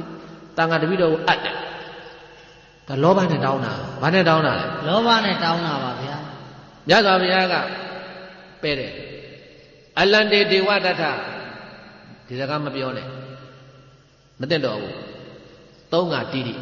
ဘုရားကိုဘယ်ရှင်ယူသူ့ကိုတန်ခါအဘုရားဖြစ်ရှင်ဘုရားသိဖြစ်ရှင်တာသူကဖြစ်ရှင်တာလိုချင်တာလောဘဖြစ်ရှင်တာလိုချင်တာဘာလဲဘုရားလောဘပါဗျာလောဘဆိုတာကုသိုလ်လားအကုသိုလ်လားအကုသိုလ်ပါဗျာအကုသိုလ်တလုံးကြိုက်ကြီးတဲ့ထည့်လိုက်တဲ့အခါကျတော့ရှင်းမရှိဘူးသိအောက်တန်းကြပါတယ်ဒါကြောင့်မြတ်စွာဘုရားကဒေဝဒကိုပြောတယ်ခေလာတကဘုရားကဒီစကားတစ်ခွန်းနဲ့ပြောလိုက်တယ်ဟဲ့ဒေဝဒတခေလာတကမြန်မာလိုပြန်လိုက်တော့တတွေးစားတဲ့ဘာလဲလဲတတွေးစားပါဗျာဒေဝရမင်းဟာသူများထွေးထားတဲ့တွေကိုကောက်စားတဲ့ကောင်ပဲလို့ဒီအဓိပ္ပာယ်ထွက်တယ်အဲ့ဒီပါဠိစလုံးကအဲ့ဒီမှာဒေဝရဆက်ဆက်ခအောင်နာတာအဲ့ဒီမှာဒေါသဖြစ်တာအဲ့ဒီမှာဘာဖြစ်လဲဒေါသဖြစ်လာပါတယ်ဗျာပရမဖြစ်တာကလောဘပရမဖြစ်တာကဘာလဲလောဘပါဗျာဒုတိယဖြစ်တာကဒေါသပါဗျာကြည်စမ်းတန်ခါပရိသတ်ကြားထဲမှာငါ့ကိုပြောထွက်လိုက်တာတွေးစားတဲ့အကောင်လို့ပြောတာနောင်တော်ကြီးဘုရားပြောထွက်လိုက်တာဘုရားပြောတဲ့အဓိပ္ပာယ်က ဒီရှင်သာရိပုတ္တရာတို့ရှင်မောဂလန်တို့ဆိုယဟန္တာကြီးတွေဘာတွေလဲဘုရားယဟန္တာတွေပါဗျာယဟန္တာကြီးတွေလောဘရှိသေးလားမရှိပါဘူးဗျာယာတုဂုံတိန်ရှိတဲ့ဥစ္စာဘာမှမလို့ချင်းအကုန်လုံးစွန့်ပြီးသားကြီးယဟန္တာကြီးတွေစွန့်ထားတဲ့တတွေးနဲ့တူတဲ့လာဘတက္ကာယယာတုဂုံတိန်တွေကိုမင်းဘာဖြစ်လို့လိုချင်နေတာလဲမင်းကတတွေးစားတဲ့အကောင်လို့ဘုရားကဒီလိုပြောလိုက်တော့အဲ့ဒီမှာဒေဝရကဘုရားကိုနာတာပြည့်တိုင်နာပြီးတော့မလုပ်လဲဘုရားကိုတေချောင်း၃ချိန်ကြံတယ်ဘုရားကိုတေချောင်းဘယ်နှချိန်ကြံလဲ၃ချိန်ပါဗျာအဇာတတနဲ့ပေါင်းပြီးတော့ဘုရားတစ်ပင်အောက်မှာတရင်၃နေတော့ညာသမားတွေနဲ့ဘုရားကိုညာနဲ့ပြစ်တတ်တာဗုဒ္ဓရဲ့ဂုဏ်တော်ကြောင့်ညာသမားတွေအကုန်လုံးသောတာပန်တည်မအောင်မြင်ဘူးဒုတိယတစ်ချိန်နာလာဂိရိဆင့်ဒုတိယတစ်ချိန်ပါတယ်လေနာလာဂိရိဆင့်ပါဗျာအရက်တိုက်ပြီးတော့မြတ်စွာဘုရားကိုနင်းတပ်ဖို့လို့ကြံတယ်အောင်မြင်သလားမအောင်မြင်ပါဘူးဗျာလူခိုင်းလည်းမရတိရစ္ဆာန်ခိုင်းလည်းမရငါကိုယ်တိုင်တတ်မယ်ဆိုပြီးတော့ဂိဇကုတ်တောင်ပေါ်တက်ပြီးတော့မလုပ်လဲကြောက်မောင်းဆင်ပါတယ်ကြောက်မောင်းဆင်တယ်ကြောက်တုံးရိုက်ချတယ်ဟုတ်တယ်မဟုတ်လားမှန်လားပါဗျာအဲ့တော့ဒီဒေဝရရဲ့စိတ်ထဲကိုဘုန်းကြီးတို့ပြည့်တိုင်းဆန်းစစ်ကြည့်ရအောင်ကုသိုလ်စိတ်မဖြစ်တော့ဘူးဖြစ်သေးလားမဖြစ်ပါဘူးဗျာကုသိုလ်စိတ်ဖြစ်တော့သူ့ရဲ့တလုံးကြိုက်တဲ့ကိုဘာတွေထဲလဲအဲ့ဒီလောဘတွေထဲတယ်ဒေါသတွေထဲတယ်အာဃာတတွေထဲတယ်နောက်ဆုံးဒေဝရရဲ့ကိုယ်ဟာဂျိုက်ဆုပ်ဂျိုက်ပြဘဝပါတက်တက်ထွက်သွားတာငရဲဆင်းသွားတာငရဲဆင်းသွားတာငရဲဆင်းသွားပါတယ်ဗျာအေးအဲ့တော့ဘုန်းကြီးတို့ပြည့်သားပေါင်းတော်ကောင်းတို့ဘုန်းကြီးပြောချင်နေတာကကိုယ့်ရဲ့ဘဝဟာဘယ်လိုလဲမနဲ့မိုးလင်းလာတာနဲ့သားရေးသမီးရေးရှိမွားရေးလူမှုရေးအိမ်တော်ရေးနိုင်ငံရေးဒီကိစ္စတွေနဲ့လုံးလဲချလဲလိုက်ပြီးတော့ညနေအိယာဝင်နဲ့ထိအောင်ဘာကုသိုလ်ကောင်းမှုတစ်ခုလေးမှမရဘူးဆိုရင်တော့အဲ့ဒီပုဂ္ဂိုလ်ရဲ့ဘဝဟာတလုံးကြိုက်ဘာကြိုက်လဲပြည့်သားတလုံးကြိုက်ပါဗျာဘဝစုပ်ပြတ်တတ်သွားလိမ့်မယ်ဟုတ်လားပြည့်သားမှန်လားပါဗျာအဲ့တော့ဘုန်းကြီးတို့ပြည့်သားကတလုံးကြိုက်ဖြစ်ရှင်တာလားအဆင့်ကြိုက်ဖြစ်ရှင်တာအဆင့်ကြိုက်ဖြစ်ရှင်ပါတယ်ဗျာဆင့်ဆိုတဲ့နေရာမှာ၄ဆင့်ရှစ်ဘယ်နဲ့ဆင့်၄ဆင့်ပါဗျာ၄ဆင့်ကြိုက်ခါဘုန်းကြီးတို့ပြည့်တယ်သူအံလေးနဲ့သူခွင်လေးနဲ့တေတေတတ်တတ်လေးမရှိဘူးလားရှိပါတယ်ဗျာကဲဆိုလိုက်ပါတလုံးကြိုက်ခါတလုံးကြိုက်ဟာအဆင့်မပါအဆင့်မပါရှုပ်ခါနေတော့တာရှုပ်ခါနေတော့တာတလုံးကြိုက်ခါတလုံးကြိုက်ဟာအဆင့်မပါအဆင့်မပါရှုပ်ခါနေတော့တာရှုပ်ခါနေတော့တာလေးစင်ကြိုက်ခါလေးစင်ကြိုက်ဟာအဆင့်ပါအဆင့်ပါတန်ခါရှင်းနေတာတန်ခါရှင်းနေတာလေးစင်ကြိုက်ခါလေးစင်ကြိုက်ဟာအဆင့်ပါအဆင့်ပါတန်ခါရှင်းနေတာတန်ခါရှင်းနေတာလောကီအလုတ်လောကီအလုံးနေတိုင်းရှုပ်နေတိုင်းရှုပ်ဂျိုက်ဆုပ်ခေါ်ရတာဂျိုက်ဆုပ်ခေါ်ရတာလောကီအလုံးလောကီအလုံးနေတိုင်းရှုပ်နေတိုင်းရှုပ်ဂျိုက်ဆုပ်ခေါ်ရတာဂျိုက်ဆုပ်ခေါ်ရတာတာယသမီးရှိပွားရေးလူမှုရေးတွေနဲ့အချိန်ကုန်ပြီးတော့ဥပုံနေမှမသိဘုရားကြောက်ကလည်းမရောက်အားတော့တခါလမ်းနဲ့ဂျမကြီးတွေတွေ့တယ်ဘုရားကနှုတ်ဆက်တယ်ဓမ္မကြီးတို့လည်းကြောင်းမရောက်တာကြာရောတမဗျာသူတို့ဗာပြောတော့ဆိုတော့တပည့်တော်ဗျာတဲ့လူတာမရောက်တဲ့စိတ်တော့ရောက်ပါတယ်တဲ့ဗါတယ်လဲမရတာစိတ်တော့ရောက်ပါတယ်ဗျာဘာမရောက်ဘူးလေလူမရောက်တာပါဗျာဘာရောက်တယ်လေစိတ်ရောက်တာပါဗျာဟုတ်မယ်ဘုန်းကြီးတွေတို့တော့ပြောတယ်ရှင်ဗျာတဲ့လူတာမရောက်တဲ့တပည့်တော်ကတော့စိတ်ကတော့ခဏခဏရောက်နေတယ်သူစိတ်ကြီးဘာလာလို့လဲဘုန်းကြီးကြောင်းလူလာရင်တော်သေးတယ်ဟုတ်တယ်ဘုန်းကြီးကစိတ်မမျောဘူးလူမျောတာဘာမျောတာလဲလူမျောတာပါဗျာလူလာမှစားစရာတောက်စရာပါလာမှာဗောဘုန်းကြီးကြောင်းလာတော့ငပြောသည်ဝယ်လာမယ်ပန်းသည်ဝယ်လာမယ်ကိတ်မုတ်ဝယ်လာမယ်ဟုတ်တယ်မဟုတ်လားမှန်လားပါဗျာအဲ့ဒါသူကအောင်မယ်ရှင်ဗျာတဲ့တပည့်တော်တာကြီးသမီးနဲ့ရှုပ်လို့ဗျာလူတာမရောက်တယ်ဗျာတဲ့စိတ်တော့ရောက်ပါတယ်တလုံးချိုင်မှကြီးမလာခဲ့နဲ့အဲ့ဒီစိတ်လူလာလို့ဘာမှမသားဘူးစားရလားစိတ်ကြီးပဲသူကလွတ်နေတာဟိုဘုန်းကြီးကြောင့်ကိုစိတ်ပဲလွတ်တယ်လူလာမှဘာလာမှလည်းပဲရတာလူလာမှပါအဲ့ဒါမှတ်ထားတော့ဘုန်းကြီးလမ်းနဲ့တွေ့လို့နှုတ်ဆက်ရှင်မြတ်တပည့်တော်မအားလို့မလာဘူးဖေရလို့ပြောရတယ်တချို့ကမဲ့လောကလောက်တာရှင်မြတ်တဲ့လူတာမရောက်တဲ့စိတ်ကတော့ရောက်ပါတယ်ဗျာဘာလာလို့မှသူစိတ်ကြီးမလာခဲ့တဲ့လှုပ်ရှုပ်တယ်ကြောင်းသူစိတ်လည်းကိုတွေ့ရတာလည်းမဟုတ်ဘူးတွေ့ရလားမတွေ့ရပါဘူးဗျာစားရောစားရလားမတွေ့ရပါစားလည်းမစားတွေ့လည်းမတွေ့ရနဲ့မလာနဲ့ရှုပ်တယ်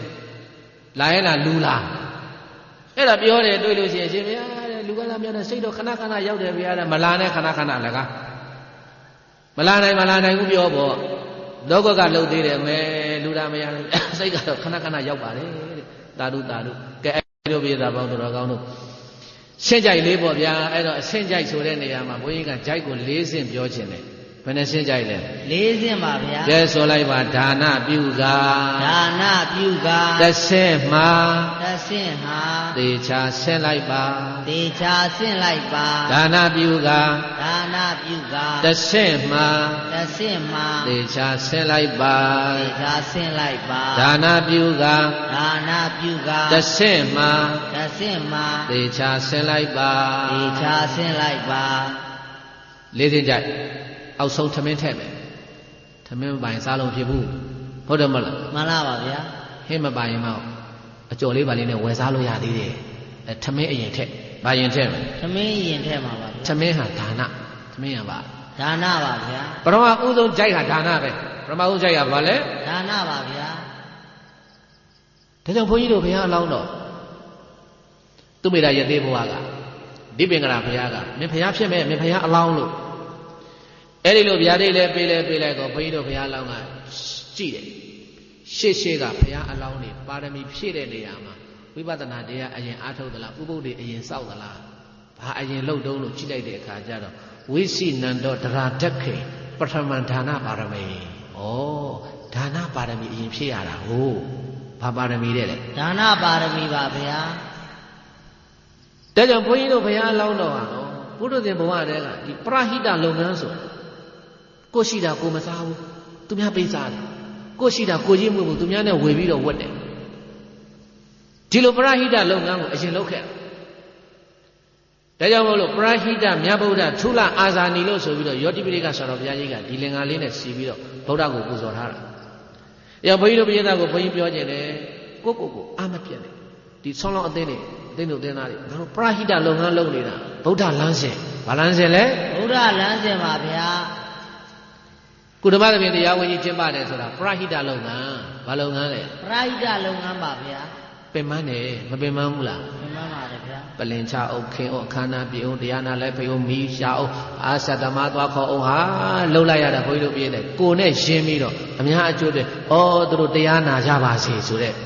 ဒီစိတ်ကအဲ့ဒါပရဟိတပဲဟုတ်တယ်ဟုတ်လားမှန်လားပါဗျာကိုကဒီချိန်အိမ်မှာ TV ကြည့်နေပဲတဲ့ကိုရီးယားကကြည့်နေမယ်သို့မဟုတ်တိတ်ကိုတွေ့ငါပြီးတော့ကြည့်နေမယ်အေးဆေးမရဘူးလားရပါတယ်ဗျာအဲ့ဒါဒီအသာထားအဲ့ဒါအသာထားဆွမ်းလောင်းသိကြီးဆယ်ချင်းမြောက်ဓမ္မသဖြင့်တရားပေါ့မဖြစ်မနေကျင့်ပါမယ်ဆိုပြီးတော့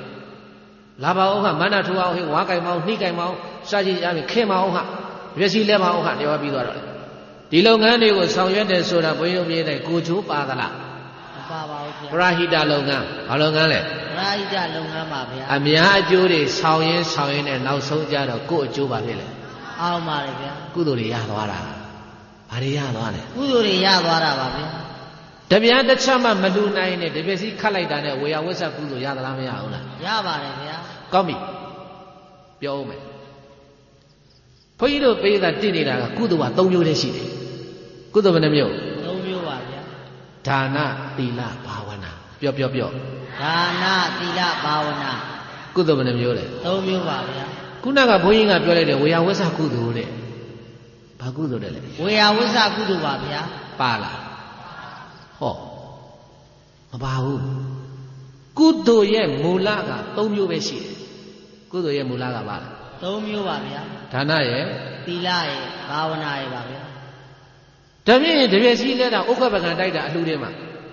အခုတရားဝဲသိမ်းသွားတယ်ပြီးပြီတပည့်စီလဲမယ်အကုန်လုံးခါဖုံးတွေပါလေခါခက်ပြီးလှုပ်တယ်ဟဲ့လှုပ်ပါဟဲ့ကောင်းမကြီးလှုပ်ပါအေးပါလှုပ်ပါအေးကုသိုလ်ရပါတယ်အေးဥက္ကပကံစီလဲလှုပ်ပါဟဲ့ကုသိုလ်ရပါတယ်ဟဲ့မပြောဘူးလားပြောပါတယ်ဗျာဘာကုသိုလ်လဲဝေယဝိဆကုသိုလ်ဘာကုသိုလ်လဲဝေယဝိဆကုသိုလ်ပါဗျာကောင်းပြီအဲ့ဒီဝေယဝိဆကုသိုလ်ကိုဘယ်ထဲမှာထည့်မလဲကုသိုလ်၃မျိုးခေါင်းစဉ်အောက်ကိုရှာရအောင်ဘုန်းကြီးတို့ပြတိုက်ဒါဝေယဝိဆလုပ်တဲ့ပုဂ္ဂိုလ်တွေအတွက်ဘုန်းကြီးကြုံလုံးပြောသွားတာပါဒါနဆိုတာပေးတာဒါနဆိုတာပါလေပေးတာပါဗျာဆိုတော့ဝေယဝိဆဆိုတာကိုယ်နဲ့လုပ်ရတာပေးတာလည်းမဟုတ်ဘူးသူကဒါပေမဲ့ဒါနလည်းထည့်လို့မရဘူးရသလားမရဘူးသီလကိုကြော်လိုက်ဘာဝနာတဲ့ဘာလဲပြည့်တယ်ဘာဝနာပါဗျာဘာဝနာဆိုတာကလည်း2မျိုးရှိတယ်သမထနဲ့ဝိပဿနာဘာနဲ့လဲသမထနဲ့ဝိပဿနာပါဗျာပရိစိတ်တာတို့ဘုရားရှိခိုးတာတို့လည်းမဟုတ်ဘူးသူကဘူရဝဆလုပ်နေတာဆိုတော့သူသမထနဲ့ထည့်လို့မရ ခန္ဓာညာဆိုင်ပြီးတော့ဝိပဿနာရှုဆိုတော့လည်းပဲဒါကဝိပဿနာဝေယဝဆလုံးနေအဲ့ဒါလုံးလို့ရသလားဒါမြင်လို့ရှိရင်ဒါနတဲ့လည်းထည့်လို့မရဘာဝနာတဲ့လည်းထည့်လို့မရသီလလေးကိုထည့်ဘယ်နဲ့ထည့်သီလတဲ့ကိုထည့်တခြားမှတ်တော့ဝေယဝဆကုသိုလ်သည်သီလထဲမှာပါတယ်ဘယ်ထဲမှာပါတယ်သီလထဲမှာပါပါတယ်ဗျာကောင်းပြီသီလ2မျိုးရှိသီလဘယ်နှမျိုး2မျိုးပါဗျာဝါရိတသီလစာရိတသီလပြောဝါရိတသီလစာရိတသီလပါဗျာသီလဆိုတာအကျင့်သီလဆိုတာပါအကျင့်ပါဗျာဘုရားကကျင့်ရမယ်တဲ့တစ်ဝါရိတသီလမလုံးနဲ့တားမြစ်တဲ့သီလကိုဝါရိတသီလတားမြစ်တဲ့သီလကိုဝါရိတသီလပါဗျာသူများတဲ့မတတ်နဲ့တားမြစ်တာသူများပစ္စည်းမခိုးနဲ့တားမြစ်တာသူများသားမယားမစော်ကားနဲ့လိမ်မပြောနဲ့အရှက်မတောင်းနဲ့အဲ့ဒါတားမြစ်တာအဲ့ဒါဘာလို့တာတားမြစ်တာပါဗျာတားမြစ်တဲ့သီလကိုဝါရိတသီလဘာသီလဝါရိတသီလပါဗျာမလုံးနဲ့လို့တားမြစ်တဲ့သီလမှန်တယ်များအကျင့်မှန်တယ်များကိုသီလကိုအကျင့်လို့မှတ်ထားနော်သီလဆိုတာဘာလဲအကျင့်ပါဗျာမလုံးနဲ့လို့တားမြစ်သောအကျင့်ကိုဝါရိတသီလဘာသီလလဲဝါရိတသီလပါဗျာလုံးရမယ်လို့ဒီအကျင့်ကတော့လုံးကိုလုံးရမယ်လို့ဘုရားရှင်ကိုရောမြတ်ကလှုပ်ခိုင်းတဲ့အလုပ်မျိုးကိုစာရိတ္တသီလတဲ့။ဘာသီလလဲ။စာရိတ္တသီလပါဗျာ။ကဲဘုန်းကြီးတို့သာသနာသုံးတယ်ပဲပြောပြပါမယ်။ဘုန်းကြီးတို့ကျောင်းလိုက်ထဲမှာတန်ဃာတွေရွှေစည်းလဲရတယ်။ဟာလို့ရွှေစည်းလဲရပါတယ်ဗျာ။ဘုရားတန်ဃာတွေကိုသေနာသနာဝတ်ဆိုတာရှိတယ်။ဘာဝတ်လဲမရေးတာ။သေနာသနာဝတ်ပါသေနာသနာမင်းနဲ့ရွှေစည်းလဲရမယ်မြတ်စွာဘုရားကရှင်သာရိပုတ္တရာတရားမှတ်တယ်။သူ့နာမှာအမိုက်တွေတစ်ပေအောင်ပွားနေတာပဲခါတယ်မြတ်စွာဘုရားကြွားသွားတယ်ကြွားတော့ရှင်သာရိပုတ္တရာဘုရားကြွားတော့ဥချတယ်မြတ်စွာဘုရားရှင်သာရိပုတ္တရာပြောတယ်စိတ္တသာရိပုတ္တရာတဲ့သာသနာတော်မှာငါဘုရားပြီးအကြီးဆုံးဘယ်သူလဲတပည့်တော်ပါဘုရားတဲ့မင်းလို့အကြီးဆုံးပုဂ္ဂိုလ်ကကျောင်းတင်တာတနာဝမလုပ်ဘဲနဲ့မင်းတရားထိုင်ပြီးရောဆိုပြီးတော့တပည့်စီမလဲဘဲနဲ့မသိမဆဲဘဲနဲ့ဒီမှာကြီးစမ်းတကျောင်းလုံးပွားစိတ်တက်နေတာဘာလို့ဒီလိုလုပ်ရတယ်လဲဘုရားအဲ့ဒီမှာရှင်သာရိပုတ္တရာကိုပြောတာပြောတော့မှရှင်သာရိပုတ္တရာကြီးနောက်ကအတက်ထက်ဆုံးအဲ့ဒီချိန်ကစပြီးတော့အမြဲတမ်းသိနာသနာပေါ့ဒီပစီလဲတယ်တန်ဃာတွေဆွမ်းကကြွသွားပြီဆိုရှင်သာရိပုတ္တရာနောက်ဆုံးမှဆွမ်းကလိုက်တယ်ဘာလို့တလဲတန်ဃာတွေနေတဲ့ကျောင်းတွေပေါ်တက်ပြီးတော့သင်္ကန်းတွေခောက်တယ်ဟောဒီပစီလဲတယ်တောက်ရအိုးတွေရေဖြည့်တယ်ပြီးတော့မှရှင်သာရိပုတ္တရာကတပိတ်ပိုက်ပြီးတော့ဆွမ်းကနောက်ကလိုက်သွားတာအဲ့ဒီသီလမျိုးကိုစာရိတ္တသီလဘာသီလစာရိတ္တသီလပါဗျာဒါမြင်သီလဘယ်နှမျိုးရှိနှမျိုးပါဗျာကဲကောင်းပြီအဲ့တော့ဘုန်းကြီးတို့ပြည်သားပေါင်းတော်ကောင်းတော့ဘုန်းကြီးပြောပြရစီတော့ဝေယဝဆကုသိုလ်ဆိုတာသီလထဲမှာပါသွားပြီဘယ်ထဲမှာသွားလဲသီလထဲမှာပါပါတယ်ဗျာဘာသီလစာရိတ္တသီလဘာသီလစာရိတ္တသီလပါဗျာကဲအဲ့ဒါပါပဲအဲ့တော့ဘုန်းကြီးတို့သာသနာတော်မှာပြည့်တိုင်အသိဉာဏ်အရေးကြီးတယ်ဘာအရေးကြီးလဲအသိဉာဏ်အရေးကြီးပါတယ်ဗျာပတ်စံမကုံမဲနဲ့ကုသိုလ်ရတဲ့လုပ်ငန်းတွေရှိလားမရှိဘူးလားရှိပါတယ်ဗျာအသိပဲအရေးကြီးတာပဲအသိရှိပြီဆိုရင်ကုသိုလ်ကယူလို့ရတယ်ရသလားမရဘူးလားရပါတယ်ဗျာဩငါဒါဘုရားရှိခိုးခြင်းဘုရားရှိခိုးတာပတ်စံပေးရလားမပေးရပါဘူးဗျာပဋိစိတ်တာပတ်စံပေးရလားမပေးရပါဘူးတရားထိုင်တာပတ်စံပေးရမပေးရပါဘူးဝေယဝဆတရားမပေးရအောင်ပတ်စံပေးရသလားမပေးရပါဘူးဗျာအဲ့တော့ဘုန်းကြီးပြောချင်တာကအသိရှိတာလို့ရှိလို့ရှိရင်ကိုဘဝတည်းကအချိန်လေးတွေကိုဖက်ပြီးတော့ခုနကတော့ငါပြောသလိုပေါ့တလုံးကြိုက်ဘဝကရုံးထွက်ရမှာဘာကြိုက်ဘဝကတလုံးကြိုက်ဘဝရုံးထွက်ရမှာပါဗျာအဲ့တော့ဒါနတစ်ဆင့်ဆင့်ဒါနရှင်ပြီးနောက်တစ်ဆင့်ကပါလေသီလနောက်တစ်ဆင့်ကပါလေသီလပါကဲဆိုလိုက်ပါပြေးတိုင်သီလစောင့်ငါသီလစောင့်ငါနှစ်ဆင့်မှာသေချာဆင့်လိုက်ပါသေချာဆင့်လိုက်ပါသီလစောင့်ငါသီလစောင့်ငါနှစ်ဆင့်မှာသေချာဆင့်လိုက်ပါသေချာဆင့်လိုက်ပါသီလစောင့်ငါသီလစောင့်ငါနှစ်ဆင့်မှာသေချာဆင့်လိုက်ပါသေချာဆင့်လိုက်ပါဆိုကြည့်စမ်းပါဗျာသီလစောင့်ငါသီလစောင့်ငါနှစ်ဆင့်မှာသေချာဆင့်လိုက်ပါသီလစောင့်ငါနှစ်ဆင့်မှာသေချာဆင့်လိုက်ပါသီလစောင့်ငါနှစ်ဆင့်မှာသေချာဆင့်လိုက်ပါမနှစ်ဆင့်ရသွားပြီနှစ်ဆင့်ပါဗျာ 20နဲ့ကြိုက်ကအဖုံးတက်လို့မရခြင်းသေးဘူး4စင်းကြိုက်ပြောမှာဘယ်နဲ့စင်းကြိုက်လဲ4စင်းကြိုက်ပါဗျာကဲဆိုလိုက်ပါသမထပွားကသမထပွားက3စင်းမှာ3စင်းမှာသေချာဆင်းလိုက်ပါသေချာဆင်းလိုက်ပါဆိုလိုက်ဗျာသမထပွားက3စင်းမှာသေချာဆင်းလိုက်ပါသမထပွားက3စင်းမှာသေချာဆင်းလိုက်ပါသမထပွားက3စင်းမှာသေချာဆင်းလိုက်ပါ4စင်းမြောက်မှာ4စင်းမြောက်မှာဝိပဿနာသေချာဆင်းလိုက်ပါသေချာဆင်းလိုက်ပါ4စင်းမြောက်မှာ4စင်းမြောက်မှာဝိပဿနာသေချာဆင်းလိုက်ပါသေချာဆင်းလိုက်ပါဆိုလိုက်4စင်းမြောက်မှာဝိပဿနာသေချာဆင်းလိုက်ပါ4စင်းမြောက်မှာဝိပဿနာသေချာဆင်းလိုက်ပါ4စင်းမြောက်မှာဝိပဿနာသေချာဆင်းလိုက်ပါပြည့်တဲ့ဘယ်နဲ့ရှင်း4စင်းပါဗျာဒါနသီလသမထဝိပဿနာပြောကြည့်ဒါနသီလသမထဝိပဿနာသမထဆိုတဲ့စလုံးလေးကိုပြောင်းပြီးတော့ဘုန်းကြီးပြောမယ်သမထကိုတမာဓိလို့ခေါ်တယ်သမထကိုဘာခေါ်တမာဓိလို့ခေါ်ပါတယ်ဗျာတမာဓိဆိုတာစိတ်တည်ကြည်တာတမာဓိဆိုတာဘာလဲစိတ်တည်ကြည်တာပါဗျာစိတ်တည်ကြည်တဲ့လုပ်ငန်းလေးကိုလည်းလုပ်ပေးပါတဲ့မနေ့မိုးလင်းဘုရားရှိခိုးတယ်မရှိခိုးဘူးလားရှိခိုးပါတယ်ဗျာဘုရားရှိခိုးရင်စိတ်ကြည်တယ်ဘုရားရှိခိုးရင်ဘာဖြစ်လဲစိတ်ကြည်ပါတယ်ဗျာစိတ်တည်တယ်စိတ်ကြည်တယ်ပရိစိတ်တယ်ဘုရားရှိခိုးပရိစိတ်မေတ္တာပို့ပရိပဋ္ဌာန်လျှော့အဲ့ဒါသမထ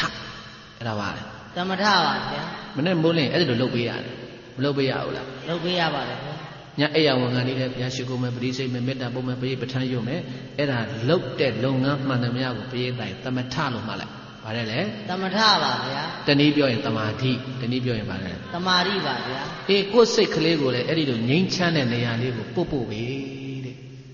ဘာဖြစ်လို့တော့ဆိုတော့တနေ့လို့လာရင်သမီးရှိဝိုင်းလူမျိုးမငြိမ်းချမ်းတဲ့နေရာကနေပြီးတော့လာလိုက်ရတာ